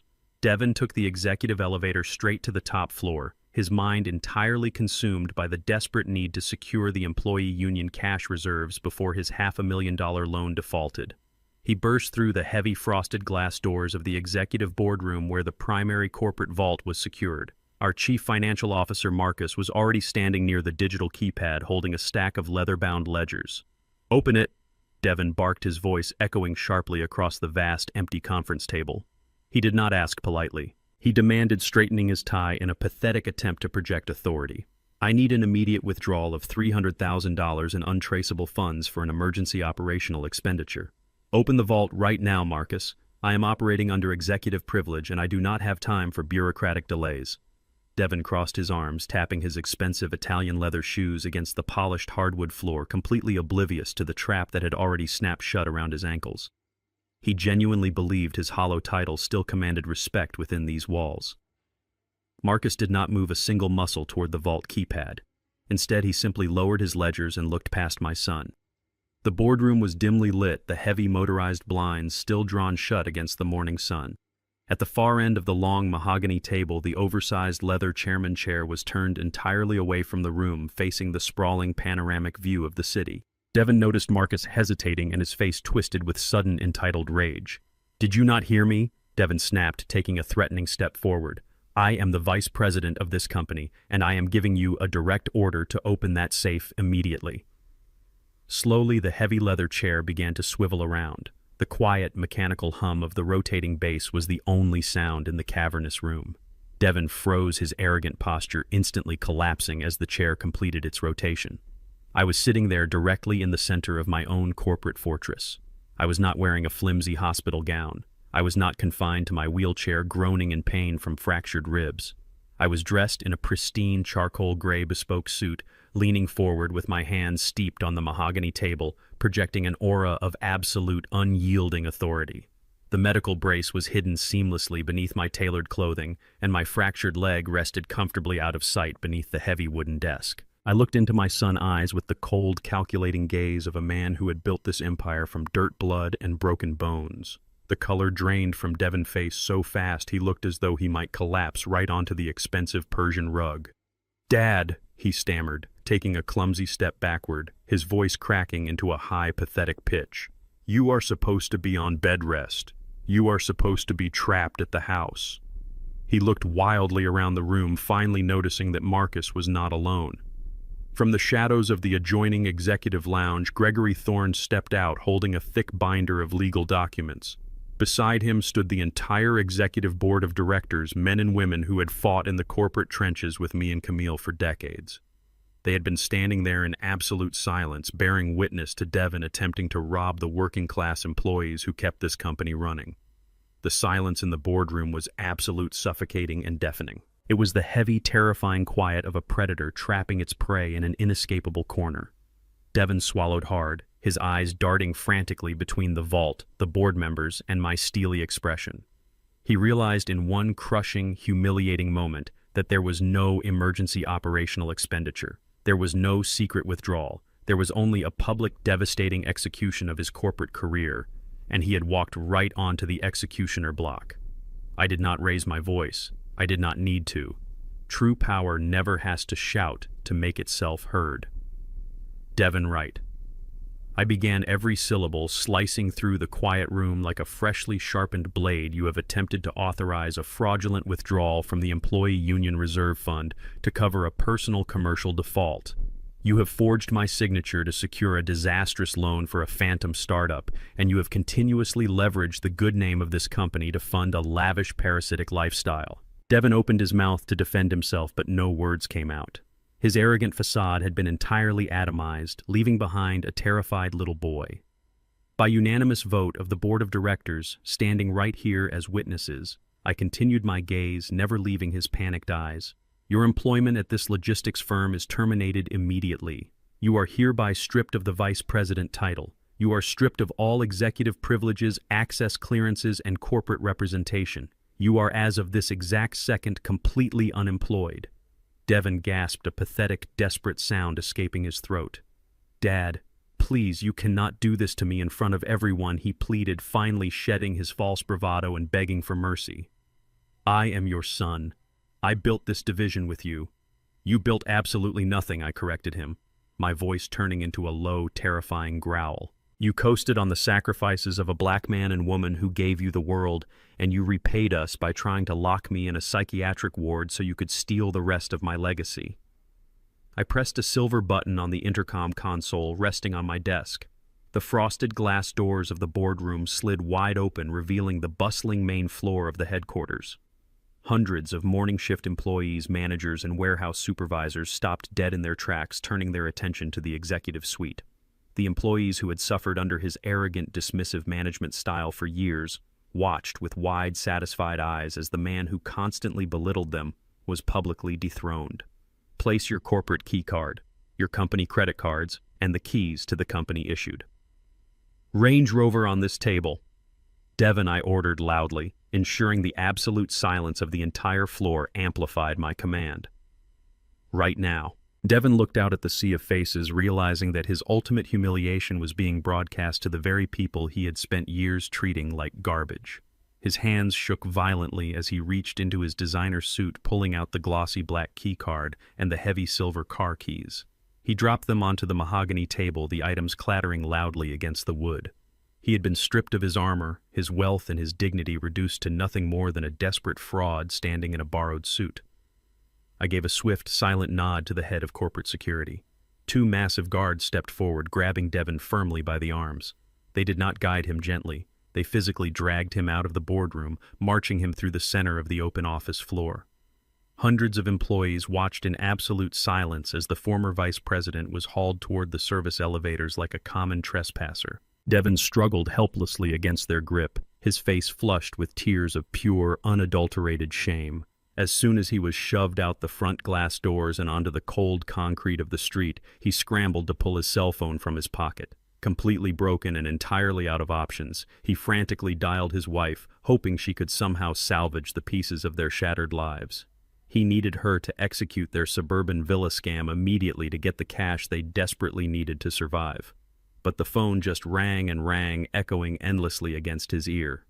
Miles away, Megan was not waiting by the phone to comfort her ruined husband.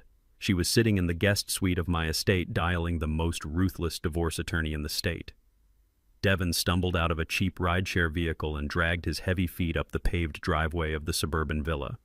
Stripped of his company-issued Range Rover and his corporate prestige, he looked like a completely shattered man. The crisp morning air offered no comfort as he pushed through the heavy front door. Megan was already waiting for him in the grand foyer, but she was not there to offer a warm embrace or a sympathetic shoulder to cry on. Her face was twisted into a vicious, ugly snarl. The news of his humiliating public termination had already ripped through their elite social circles like a wildfire. "You absolute incompetent fool," she screamed, her voice echoing harshly off the high ceilings of the villa. "I just received a text message from a friend at the country club. Everyone in the city knows Tobias threw you out of the building like a common thief. You promised me you had this situation under control. You promised me we were taking over the logistics empire today. Instead, you let an injured old man strip you of your title, your car, and your dignity in front of hundreds of employees." Devin slumped onto the tufted entryway bench, burying his face in his trembling hands. Megan, pacing the marble floor like a caged predator, showed absolutely zero sympathy for her husband. "I tied my youth and my reputation to a powerful vice president," she spat, pacing furiously. "Now I am legally bound to a disgraced unemployed failure who just defaulted on a $500,000 loan. You are completely useless, Devin. You had one job to outsmart your father, and you failed miserably." Devin finally snapped his head, shooting up from his hands. His own latent anger boiled over, instantly erasing any remaining trace of his defeat. "Do not stand there and act like an innocent victim, Megan," he roared, getting to his feet and pointing a shaking finger directly at her face. "The only reason I am sitting in this massive financial crater is because of you and your grifter brother. I forged my father's name to fund Kyle and his fake tech startup because you manipulated me into doing it. You pushed me to hire that corrupt doctor. You pushed me to confront him in his bedroom last night. We are in this mess together, and you are equally responsible." Megan let out a cold, sharp laugh, crossing her arms tightly over her cashmere sweater. "We are not in anything together anymore, Devin," she replied, her voice dripping with pure, unadulterated venom. "I am not going down with a sinking ship just because you were too weak to secure your own inheritance." The bitter argument raged through the empty house, completely shattering the fragile illusion of their perfect marriage. They hurled vicious insults, tearing at each other's deepest insecurities and exposing the shallow, materialistic foundation of their relationship. But beneath her screaming, Megan was already calculating a ruthless escape route. While Devin was being escorted out of his corporate headquarters earlier that morning, she had spent hours consulting with a highly aggressive, predatory divorce attorney. She knew Devin was drowning in toxic debt, but she also knew they were scheduled to close the fraudulent cash sale on the suburban villa the very next day. The buyer was bringing a massive cashier check. Megan plotted a brilliantly wicked betrayal. She would play along for just one more night. She would stand by his side at the notary office tomorrow morning, ensure the illegal property transfer went through smoothly, and wait for the funds to clear. The exact second the money was deposited, she planned to file emergency divorce papers, freezing his accounts and claiming half of the illegal real estate profits for herself. She would take the cash, abandon him to face the federal fraud charges entirely alone, and disappear to Paris just as she originally intended. She looked at her husband with absolute contempt. "I am going to pack our bags for tomorrow," she said, her voice dropping to a deceptively calm whisper. "We are going to the title office at 9. We sign the papers, we take the money, and we figure out the rest later." Devin, too exhausted and broken to argue, simply nodded blindly, trusting the woman who was actively plotting his absolute ruin. What Devin and Megan completely failed to realize was that they were plotting their corporate treason inside a property that still legally belonged to my trust. When I purchased the suburban villa years ago, I installed a state-of-the-art smart home security system to protect my investment. The interior surveillance cameras had been deactivated for their privacy, but the central intercom and ambient audio sensors remained fully operational. Sitting in my primary study miles away, I listened to their entire vicious screaming match through the encrypted security feed on my tablet. Nina stood quietly by my desk, monitoring my blood pressure as the high-definition audio streamed into the room. We listened as the argument finally subsided, and the sound of Megan retreating to the master bathroom echoed through the speakers. A moment later, the distinct sound of a phone dialing broke the silence. Megan was calling her divorce attorney back. I want the financial injunction filed the exact second the funds hit the joint account. Megan whispered into the phone, her tone ruthless and calculating. He is walking into that notary office tomorrow completely blind. I will secure my 50% cut of the house sale and leave him holding the bag for the $500,000 corporate debt. Make sure the restraining order is ready so he cannot touch my offshore transfer. I tapped the screen, disconnecting the audio feed. A cold, satisfied smile spread across my face. They were no longer just fighting me. They were actively cannibalizing each other like starved animals. Nina shook her head in sheer disgust as she recorded my vitals on her medical chart. She is going to let him commit federal fraud and then rob him blind the moment the ink dries. Nina noted, her voice laced with professional detachment. It is incredibly vicious. I turned my wheelchair toward the grand window, looking out at the dark, peaceful estate. Let her try, I replied softly. I immediately picked up my phone and dialed Gregory Thorne. Gregory, I said as soon as he answered the line, Megan is planning to divorce Devin and steal half of the fraudulent sale proceeds tomorrow morning. I want to make sure she is sitting right next to him when the trap springs shut. Finalize all the arrangements with the federal authorities and the title company manager. We are moving in for the kill. I want every single exit heavily guarded, and I want absolute silence until the pen hits the paper. Gregory chuckled darkly. Everything is perfectly in place, Tobias. The sun rose the following morning, casting a bright, deceptive light over the city. Inside the suburban villa, Devin and Megan performed their final act of mutual delusion. Despite the vicious hatred simmering between them, they both dressed in their absolute finest designer clothing, preparing to project an image of wealthy, untouchable success. Devin wore his sharpest tailored suit, attempting to mask the terrified aura of a man who was one bank deadline away from total bankruptcy. Megan draped herself in an elegant cashmere dress, carrying her favorite imported leather handbag, completely convinced she was about to secure her multi-million-dollar golden parachute. They climbed into an expensive black car service, riding in heavy silence toward the downtown financial district. As they pulled up to the sleek glass facade of the title transaction office, they shared a brief, unified look of arrogant anticipation. They marched through the revolving doors, squaring their shoulders. They were absolutely certain they were moments away from signing a simple piece of paper and walking out with a massive multi-million-dollar check that would solve all their problems forever. The sleek glass walls of the downtown title office offered a panoramic view of the city skyline, but Devin and Megan only had eyes for the thick stack of legal documents resting on the polished mahogany table. The independent cash buyer, a wealthy real estate investor looking for a quick turnaround, sat across from them with a relaxed demeanor. He had brought exactly what they desperately needed, a certified cashier's check for $1.8 million. The escrow officer, a stern-looking woman in a gray suit, meticulously arranged the final transfer contracts. She placed a heavy gold pen right next to the signature line. Devin took a deep breath, adjusting the cuffs of his expensive tailored suit. He picked up the pen, feeling the cool metal against his sweating palms. This was his salvation. He pressed the ink to the heavy parchment paper and forged my exact signature with practiced precision.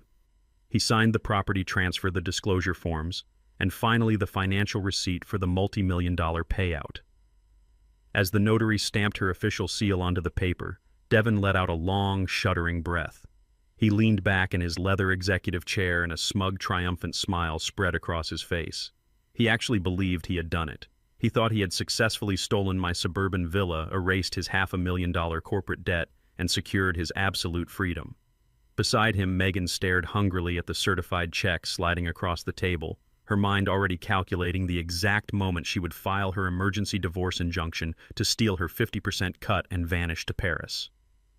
Devin reached out his hand, hovering mere inches above the life-saving check, but his fingers never touched the paper. The heavy frosted glass doors of the conference room were suddenly violently shoved open, hitting the rubber wall stoppers with a loud, sharp crack. The cheerful, professional atmosphere of the room evaporated in a single, terrifying second. I rolled my wheelchair directly through the threshold, my posture perfectly straight, my expression carved from solid ice. Gregory Thorne marched right beside me, clutching a thick black leather briefcase.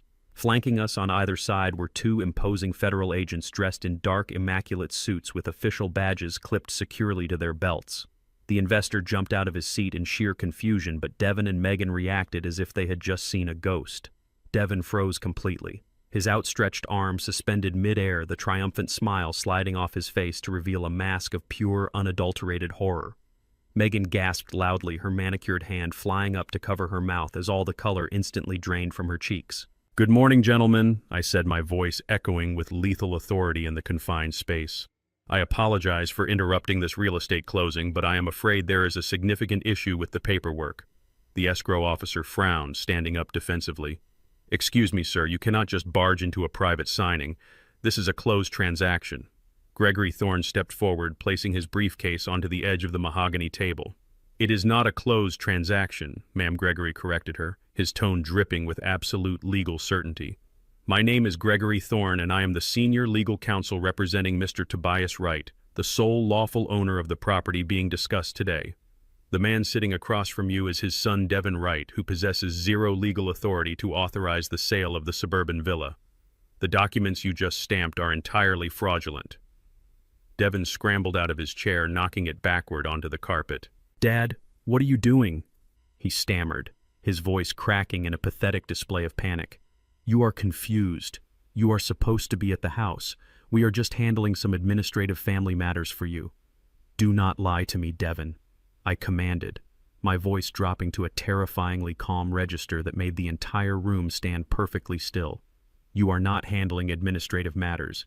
You just committed federal grand larceny right in front of a licensed state notary." The lead federal agent stepped around the table, his eyes locked entirely on my son. "Sir, step away from the documents," the agent ordered, his voice carrying the heavy, unmistakable weight of law enforcement. The real estate investor, realizing he had almost been swindled out of nearly $2 million, immediately snatched his cashier's check back from the center of the table. "You told me this was a clean off-market family transfer," the investor shouted, glaring furiously at Devin. "You tried to sell me stolen property." Gregory unlatched his briefcase and pulled out the original certified property deeds alongside a verified sample of my actual signature. He placed them directly next to the freshly signed transfer contracts. He looked at the escrow officer, who was now visibly trembling. "Compare the signatures," Gregory instructed. "My client has not signed a single document regarding the sale of this villa. Devin bypassed a security vault yesterday and stole the physical title. He then orchestrated this rapid cash sale, intending to abscond with the funds before the county registrar could flag the illegal transfer." The notary inspected the signatures and gasped, realizing she had just unwittingly facilitated a massive financial crime. The federal agent did not waste another second. He pulled a pair of heavy steel handcuffs from his belt and marched directly toward Devin. "Devin Wright," the agent announced, grabbing my son by the shoulder and forcefully spinning him around. "You are under arrest for suspicion of wire fraud, grand larceny, and the federal forgery of real estate documents." Devin panicked, thrashing weakly against the agent's iron grip. "No, wait, you cannot do this," he cried out, tears of absolute terror welling in his eyes. "Dad, please tell them to stop. I had to do it. The bank was going to destroy me over that corporate loan. You have to save me. You have to call them off." The second agent grabbed his other arm, expertly twisting it behind his back and snapping the cold steel cuffs securely around his wrists. The sharp metallic click echoed like a gunshot in the silent room. I looked at my son, who was now openly weeping, as the agent began reciting his Miranda rights. "I am not saving you, Devin," I replied, my gaze completely devoid of any paternal warmth. "I warned you that actions have consequences. You chose to forge my name. Now you get to face the federal government entirely on your own." The crushing reality of federal prison completely shattered whatever remained of Devin's sanity. He slumped forward, crying uncontrollably as the agent secured his restraints, reading him his rights as his entire world collapsed around him. The secondary agent then turned his sharp, calculating gaze directly toward Megan, who was still sitting frozen in her leather chair. "Ma'am," the agent said, stepping toward her, "we are going to need you to come down to the bureau for questioning regarding your involvement in this conspiracy." Megan physically recoiled as if she had been burned. The absolute terror of losing her freedom and facing federal charges instantly overrode any lingering loyalty she had to her marriage. She stood up, her face turning a sickly shade of chalk white, and her ruthless survival instincts viciously kicked in. Without a single second of hesitation, she pointed her trembling finger directly into her handcuffed husband's face. "I had absolutely nothing to do with this," she shrieked, her voice echoing hysterically across the room. "I did not know the documents were forged. Devin forced me to come here. He manipulated everything and lied to me, just like he lied to his father. She was throwing him completely to the wolves, desperately sacrificing the man she married just to save her own skin. The preliminary hearing took place in a sterile federal courtroom 2 days later, casting a harsh, unforgiving light on the absolute wreckage of my son's life. I sat in the front row of the gallery, my posture impeccably straight, flanked by Gregory Thorne and Nina. We were there to witness the spectacular implosion of the two people who had conspired to erase me from the world. When Megan was called to address the federal judge, she delivered a theatrical performance that would have won her an Academy Award. She had completely abandoned her designer wardrobe and heavy makeup, opting instead for a modest conservative beige dress and a simple low ponytail. She stood before the magistrate clutching a tissue with trembling hands, playing the role of the terrified, naive bride who had been thoroughly deceived by her tyrannical husband. "Your Honor," she whimpered, her voice cracking with perfectly timed artificial sobs. "I had absolutely no idea Devin was forging those real estate documents or manipulating corporate funds. He controlled every single aspect of our finances. He kept me completely in the dark about his massive debts and lied to my face about his business dealings." She wiped a fake tear from her cheek, looking up at the judge with wide, innocent eyes. "He manipulated my entire family. He used my brother's startup as a front without my knowledge. I was just a devoted wife trying to support the man I loved. When he dragged me to that title office, I thought we were just signing standard family trust updates. I was a hostage to his financial abuse, Your Honor. Please, you have to believe me. I am entirely innocent in this nightmare." Sitting at the defense table, dressed in a wrinkled standard-issue county jail uniform, Devin looked like a man who had just been struck by a high-speed freight train. He was utterly paralyzed, staring at the woman he had alienated his entire family to protect. The sheer magnitude of her betrayal hit him with the crushing weight of a collapsing skyscraper. For years he had worshipped the ground Megan walked on. He had bought her the diamonds, the exotic vacations, and the luxury cars, all funded by my corporate empire. He had willingly committed federal mortgage fraud just to secure a $500,000 loan to impress her grifter family. He had stood in my bedroom and demanded I sign away my fortune to save her lifestyle. And now this very same woman was standing in a federal courtroom, ruthlessly stabbing him in the back and offering him up as a sacrificial lamb to save her own skin. I watched my son closely as his entire reality fractured into a million irreparable pieces. His jaw trembled and his shoulders slumped forward as the absolute colossal stupidity of his life choices finally caught up with him. He had traded a father who would have moved mountains for him for a parasitic narcissist who was happily feeding him to the federal prosecutors. Devin slowly turned his head around and locked eyes with me across the crowded courtroom. There was no anger left in his gaze. There was no arrogance and no entitlement. There was only a hollow, haunting despair. In that brief, silent exchange, he finally understood every single warning I had ever given him about the toxic nature of the woman he chose to marry. He realized that he had burned his own legacy to the ground for a completely worthless illusion. He looked away, burying his face in his manacled hands, completely broken and utterly alone. Megan continued to weep softly at the podium, convinced she had successfully manipulated the federal magistrate with her helpless victim routine. She thought she had secured her immunity by throwing Devin directly under the bus, but she had severely underestimated the depth of my preparation. Gregory Thorne stood up from the gallery bench, adjusting his tailored suit jacket, and approached the prosecution table. With the judge's permission, Gregory submitted a heavy encrypted flash drive into the official court record. "Your Honor," Gregory stated, his voice echoing with a blistering, lethal authority. "The victim in this case, Mr. Tobias Wright, has provided supplemental evidence that completely dismantles the defendant's fabricated narrative of innocent ignorance. Mrs. Wright was not a passive bystander manipulated by her husband. She was the chief architect of a deeply malicious conspiracy to commit elder abuse and medical fraud."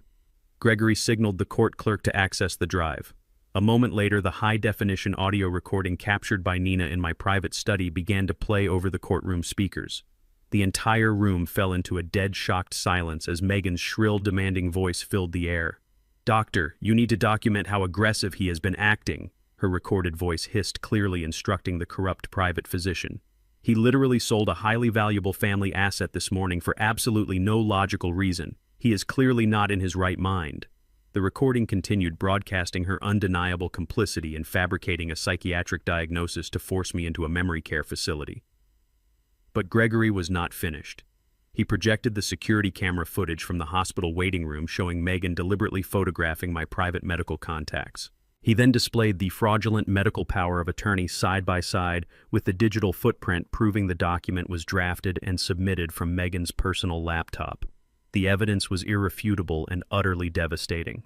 She was not a naive bride. She was a highly calculated predator who actively plotted to lock a sane man in a psychiatric ward so she could freely loot his multi-million-dollar estate. The federal judge glared down at Meghan with profound disgust, instantly recognizing the depth of her perjury. The magistrate slammed the gavel down unequivocally, rejecting her plea for leniency and officially denying her request for immunity. Both Devon and Meghan were formally indicted on multiple federal charges ranging from wire fraud and grand larceny to conspiracy and elder abuse. However, due to the overcrowded holding facilities and pending the commencement of the full federal trial, the judge granted them a temporary conditional release. Their passports were immediately confiscated, their bank accounts remained entirely frozen by the authorities, and they were placed under strict, heavily monitored bail. Stripped of their designer armor, their dignity, and their stolen wealth, they walked out of the courthouse completely broke and bound to each other by mutual hatred. With zero access to their luxury vehicles or credit cards, they were forced to scrape together their last few dollars to share a miserable, silent cab ride.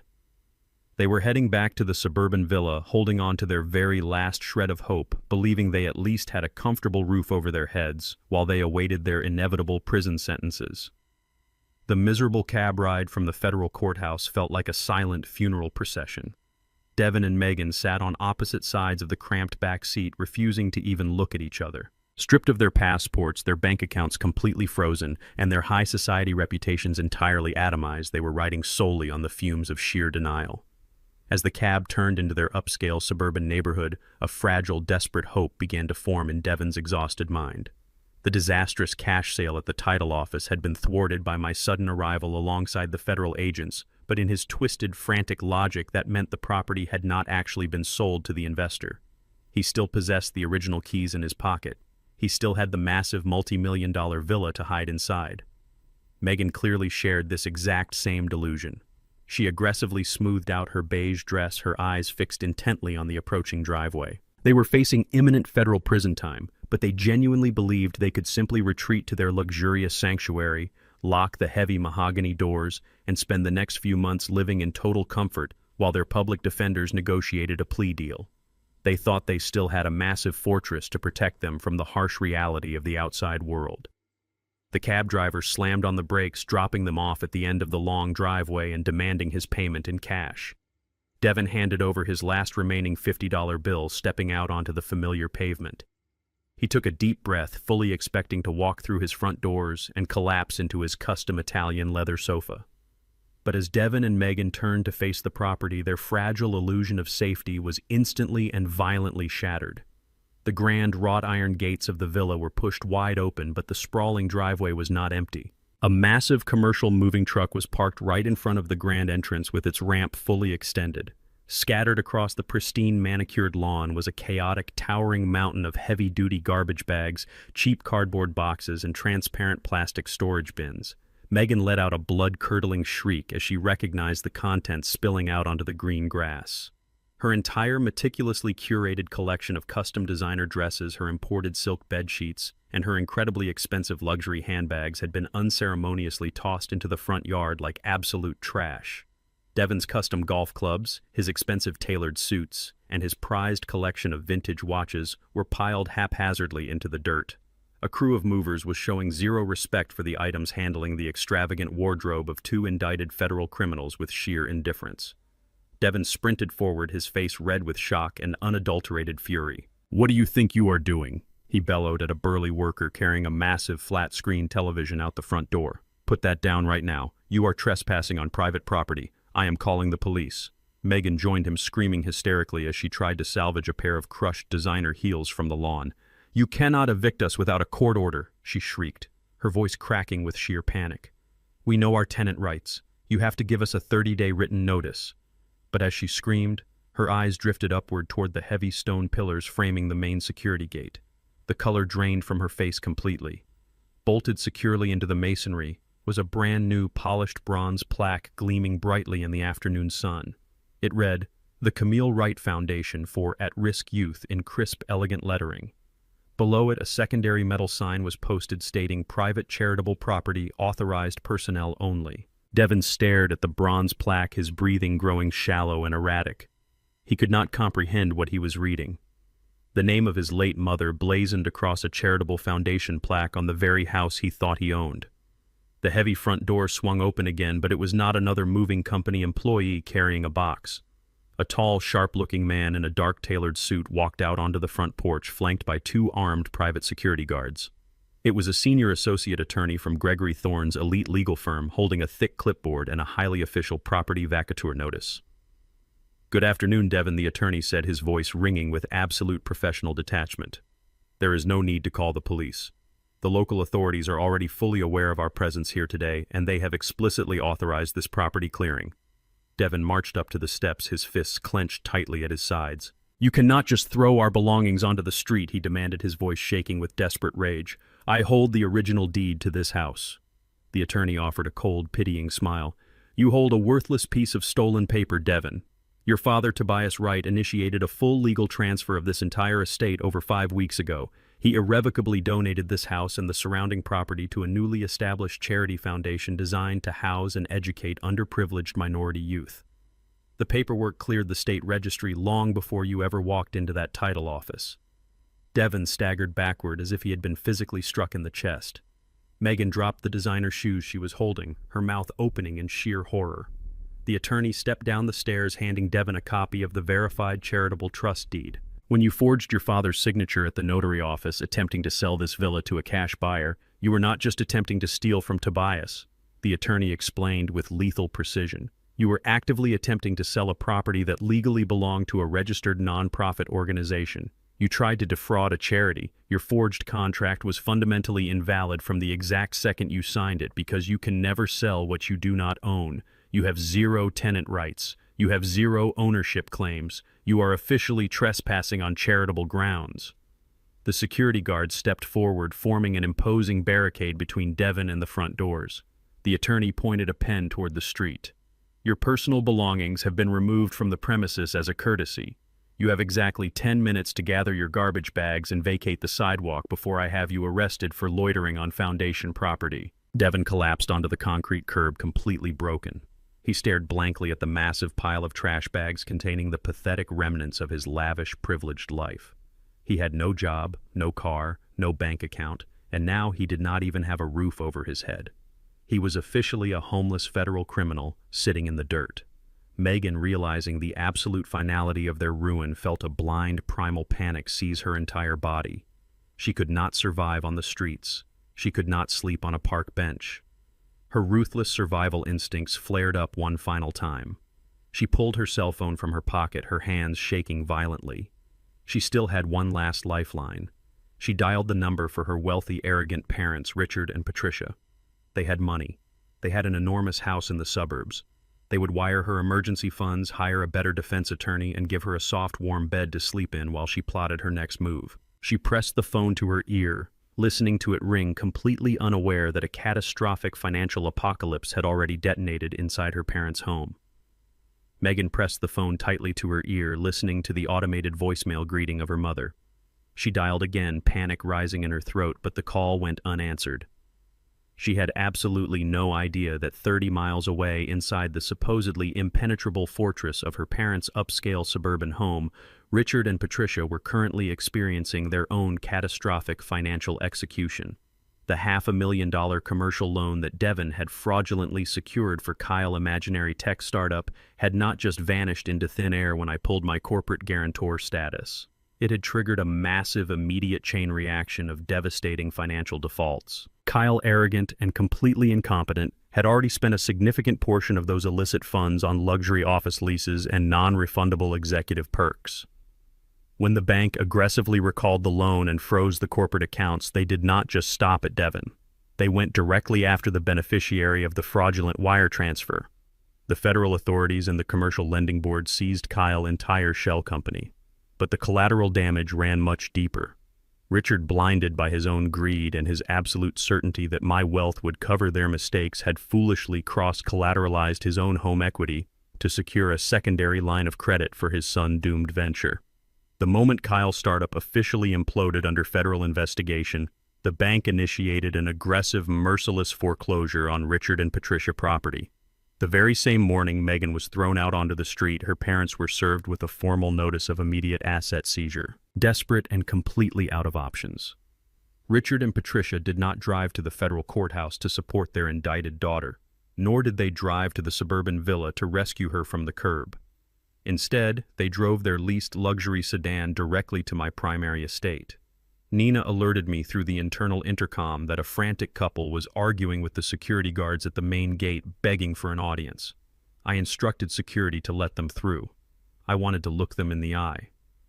When Richard and Patricia were escorted into my grand sunroom, they were completely unrecognizable from the haughty, condescending socialites who had strutted through my dining room just days prior.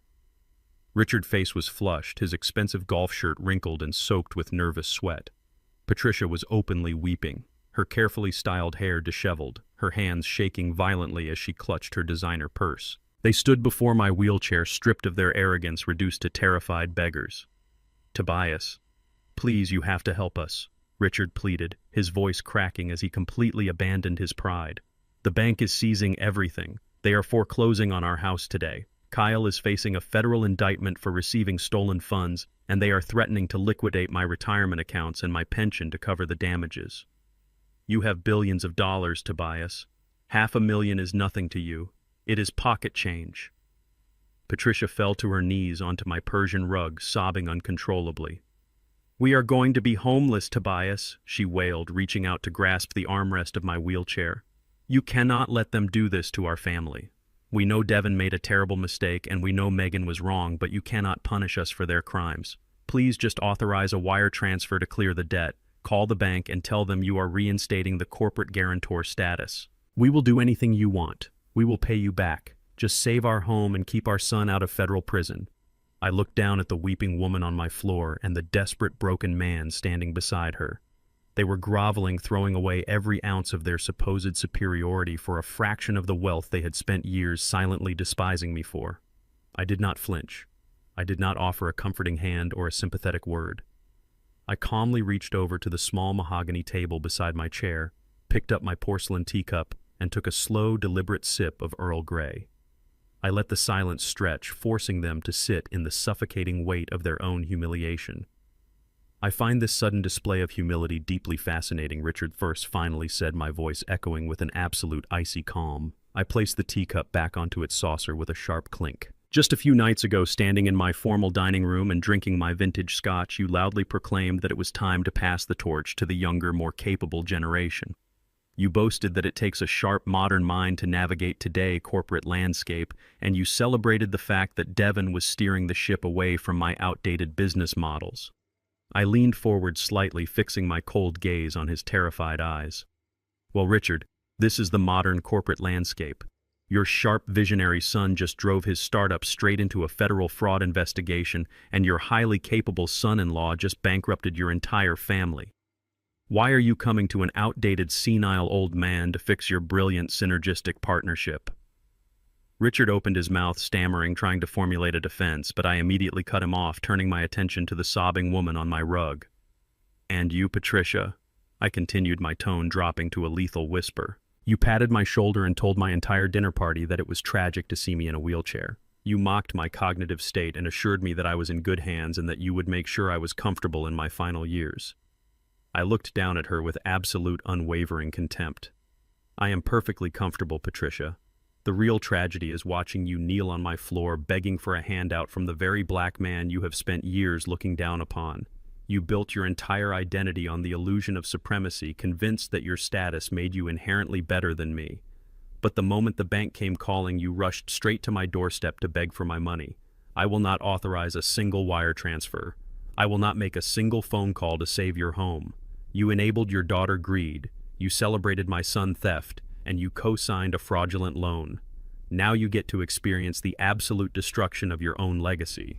Get off my floor and get out of my house." The security guards immediately stepped forward, grabbing Richard by the arm and firmly instructing Patricia to stand up. They offered no resistance. Completely shattered and entirely out of options, Megan's parents were escorted out of my mansion, their heads hung low in utter disgrace. They walked out of my front doors, knowing they were returning to an empty, foreclosed house, officially joining their daughter in absolute financial ruin.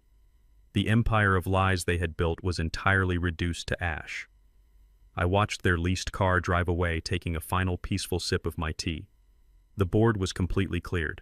Every parasite that had attempted to feed on my legacy had been systematically eradicated. But the final chapter of this war was yet to be written. Weeks passed, the wheels of the federal justice system turning with slow, crushing inevitability. The day of the official sentencing finally arrived. I adjusted my tailored suit and headed to the downtown courthouse, ready to watch Devin and Megan face the ultimate, inescapable consequences of their monumental betrayal. The heavy oak doors of the federal courtroom swung open, and I rolled my wheelchair down the center aisle, positioning myself in the front row right behind the prosecution table. Gregory Thorne sat beside me, adjusting his tie with the quiet confidence of a man who had already won the war. At the defense table sat the hollow, broken remnants of my son and his wife. Devin and Megan were completely unrecognizable from the haughty elite socialites who had strutted through my mansion just a few months prior. Devin wore a cheap, ill-fitting suit that hung loosely on his shrinking frame, his shoulders slumped in utter defeat. The arrogance that used to radiate from him was entirely gone, replaced by a deep, trembling terror. Megan looked even worse. Stripped of her expensive blowout, her heavy designer makeup, and her imported silk dresses, she looked like a fragile, terrified ghost. Her blonde hair was tied back in a messy knot, and she gnawed nervously on her lower lip, her eyes darting frantically around the imposing courtroom. There was no trace of the vicious woman who had screamed at me in my bedroom or the cunning manipulator who had tried to lock me in a psychiatric ward. They were just two exhausted, broke criminals waiting for the heavy gavel of federal justice to smash their lives into dust. The federal judge, a stern woman with zero tolerance for white-collar fraud, peered down at them over her glasses, her expression promising absolute ruin. The judge called the court to order and invited me to deliver my victim impact statement before handing down the final sentencing. I locked the wheels of my chair, gripped the edges of the podium microphone, and looked directly at the two trembling figures across the room. I did not speak with anger or malice. I spoke with the chilling, absolute clarity of a father who had systematically dismantled his own bloodline to save his legacy. Your Honor, I began, my voice echoing clearly through the silent courtroom. The two individuals sitting before you attempted to steal a lifetime of my hard work. They forged federal documents, committed grand larceny, and conspired to strip away my fundamental human rights by fabricating a medical diagnosis. They did this out of pure, unadulterated greed. I paused, letting the weight of their crimes hang heavy in the air. Devin flinched, staring at the floor, unable to meet my eyes. However, I continued, my gaze shifting to the magistrate. I am not asking this court to send my son to a federal penitentiary. Sending him to a cell where he will sit in idle isolation will teach him absolutely nothing about the value of an honest dollar. Instead, I respectfully request a different form of restitution. I ask that Devin be sentenced to 2,000 hours of mandated, strictly supervised community service, and I request that this service be served exclusively at the Camille Wright Foundation for At-Risk Youth, the exact same property he fraudulently attempted to sell. Let him mop the floors, scrub the toilets, and serve meals inside the very luxury villa he once believed he was entitled to own. Let him learn what actual labor feels like under the supervision of the charity he tried to defraud. The judge raised an eyebrow, clearly impressed by the poetic, grueling nature of the proposed punishment. As for Megan, I stated, turning my cold gaze toward my former daughter-in-law, her primary role was facilitating the forgery and initiating the medical conspiracy. Since she has already surrendered every remaining asset to pay her legal fees and has cooperated with the prosecution against her husband, I leave her fate to the standard guidelines of this court. The judge nodded, taking my words into careful consideration. She leafed through the thick stack of plea agreements Gregory had aggressively negotiated with the defense. The trap was perfectly executed, and the sentence was about to be officially delivered. The judge slammed her wooden gavel down, commanding the room to total attention. Devin Wright, she announced, her voice booming with legal finality, based on the victim extraordinary request and your guilty plea to federal wire fraud, I am suspending your prison sentence. Instead, you are hereby sentenced to 5 years of strict federal probation and 2,000 hours of mandated manual labor at the Camille Wright Foundation. If you miss a single shift, if you are late by 1 minute, or if you violate any term of your probation, you will instantly serve the maximum 10-year sentence in a federal penitentiary. Devin visibly slumped over the defense table, letting out a ragged, humiliating sob of relief and sheer dread.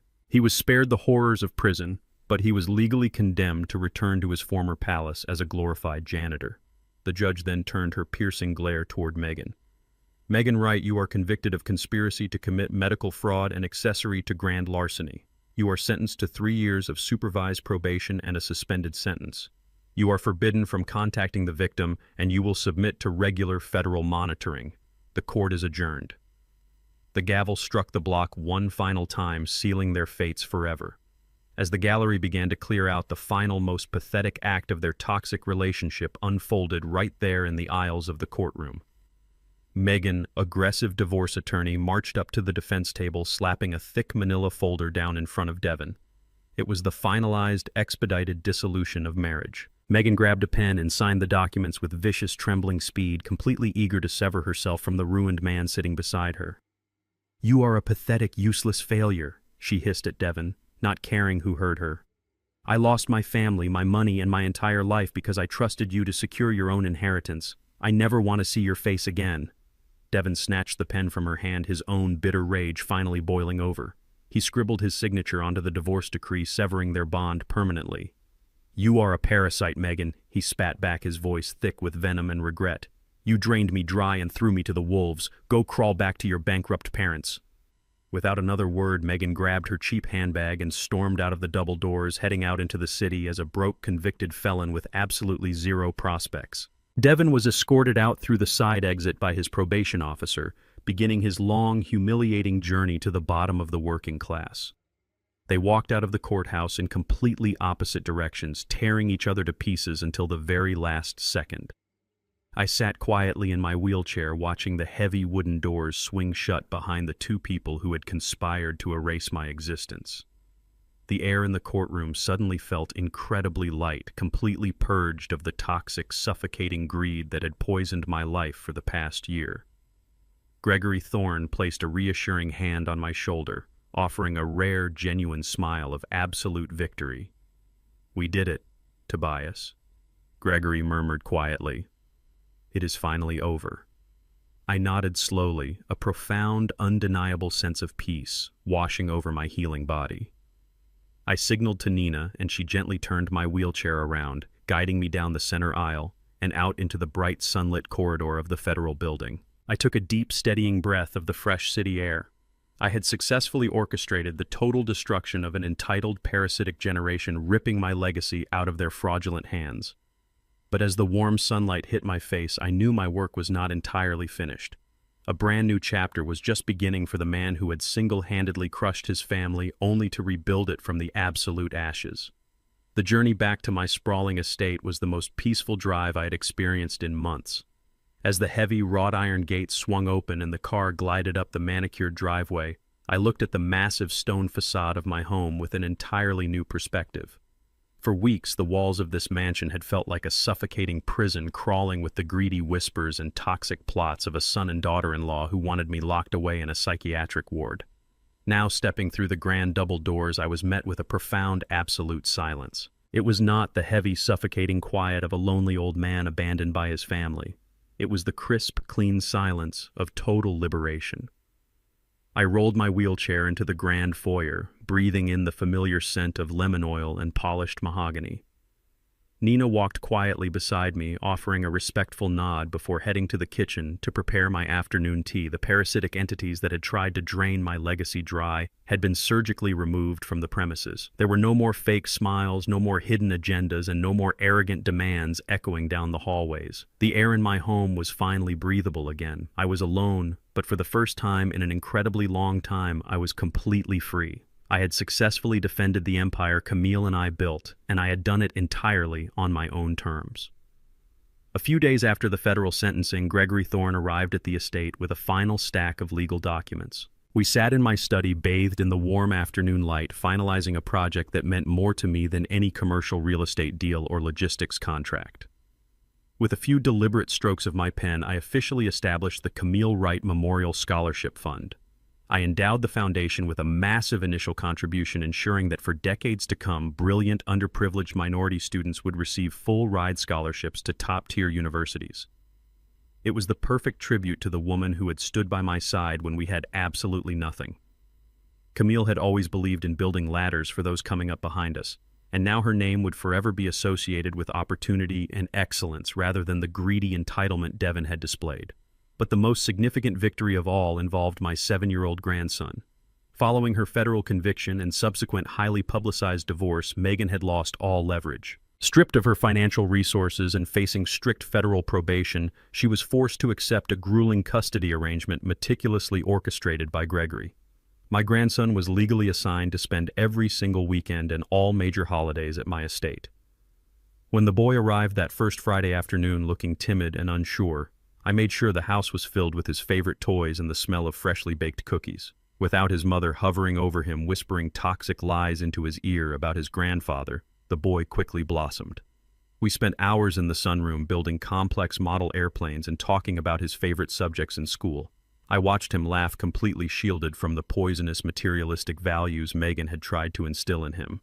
He was safe inside the financial and emotional fortress I had built for him. I was personally ensuring that the right legacy would skip a generation, passing directly from me to a young boy who would be raised with the exact same values of hard work, humility, and respect that Camille and I had shared.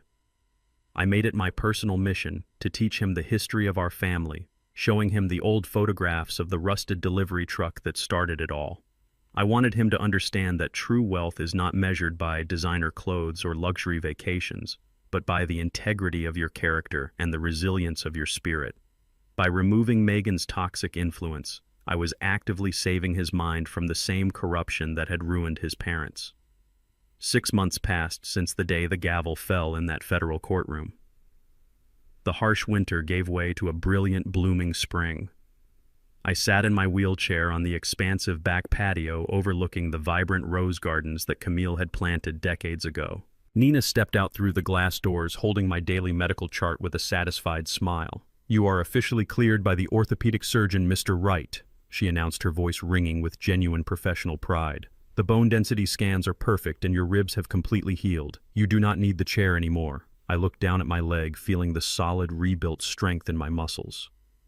I gripped the armrests, planted my feet firmly onto the warm stone patio, and pushed myself upward.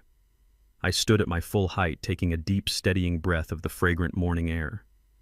I did not stagger. I did not lean on Nina for support. I took one step, then another, walking smoothly and confidently down the stone path and into the sunlit garden. The physical recovery perfectly mirrored the restoration of my entire life. I had been broken, battered, and heavily underestimated, but I had healed stronger than ever. As I walked among the blooming roses, my thoughts briefly drifted to Devon. According to Gregory, my disgraced son was currently wearing a janitorial uniform, scrubbing the floors of the very suburban villa he had fraudulently attempted to sell. He was fulfilling his 2,000 hours of mandated manual labor under the strict supervision of the charity directors. It was a harsh, bloody lesson, but it was the only one that could possibly save his soul. I had not destroyed Devon out of hatred or petty vengeance. I destroyed his false reality because it was the absolute only way to force him to rebuild his life as a genuine man. If he ever wanted to earn back a fraction of his self-respect, he would have to do it with a mop in his hands and sweat on his brow. He would have to learn what it truly meant to work for a living, just as I had done 40 years ago. I did not ruin his life. I simply burned away the toxic, parasitic facade he had constructed, leaving him with nothing but the absolute raw truth. He was finally learning the crushing weight of consequence, and perhaps one day, years from now, he might actually understand that this brutal execution of his ego was the greatest act of fatherly love I could have ever given him. I stopped near the center of the garden, tilting my head back to feel the comforting warmth of the morning sun against my face. A quiet, deeply satisfied smile spread across my lips. The ruthless purge of my family tree was officially complete. The parasites who had attempted to feed on my legacy had been systematically eradicated, stripped of their power, and banished to the harsh reality of the working class. The wealth that Camille and I had sacrificed everything to build was entirely secure, locked behind impenetrable trusts and charitable foundations that would serve the world long after I was gone. My grandson was safe, my empire was thriving, and my home was finally a sanctuary of absolute peace. The board had been entirely cleared, and the pieces had been reset exactly as I intended. I turned around and walked back toward the grand mansion, my steps echoing with the steady, unbreakable rhythm of a man who had faced the ultimate betrayal and emerged completely victorious. Order had been perfectly restored. The greatest lesson I took away from this ordeal is that true parenting never really ends, even when your children are fully grown. We often confuse financial support with unconditional love, believing that shielding our kids from hardship is the ultimate parental duty. But handing someone the world on a silver platter only robs them of the strength required to carry it. Wealth without character is simply a loaded weapon in the hands of a fool. Sometimes the most profound act of love you can offer your family is the willingness to let them fall so they can finally learn how to stand on their own 2 feet. If you found value in my journey, please leave a comment below sharing your own experiences with setting firm family boundaries, and do not forget to subscribe for more stories.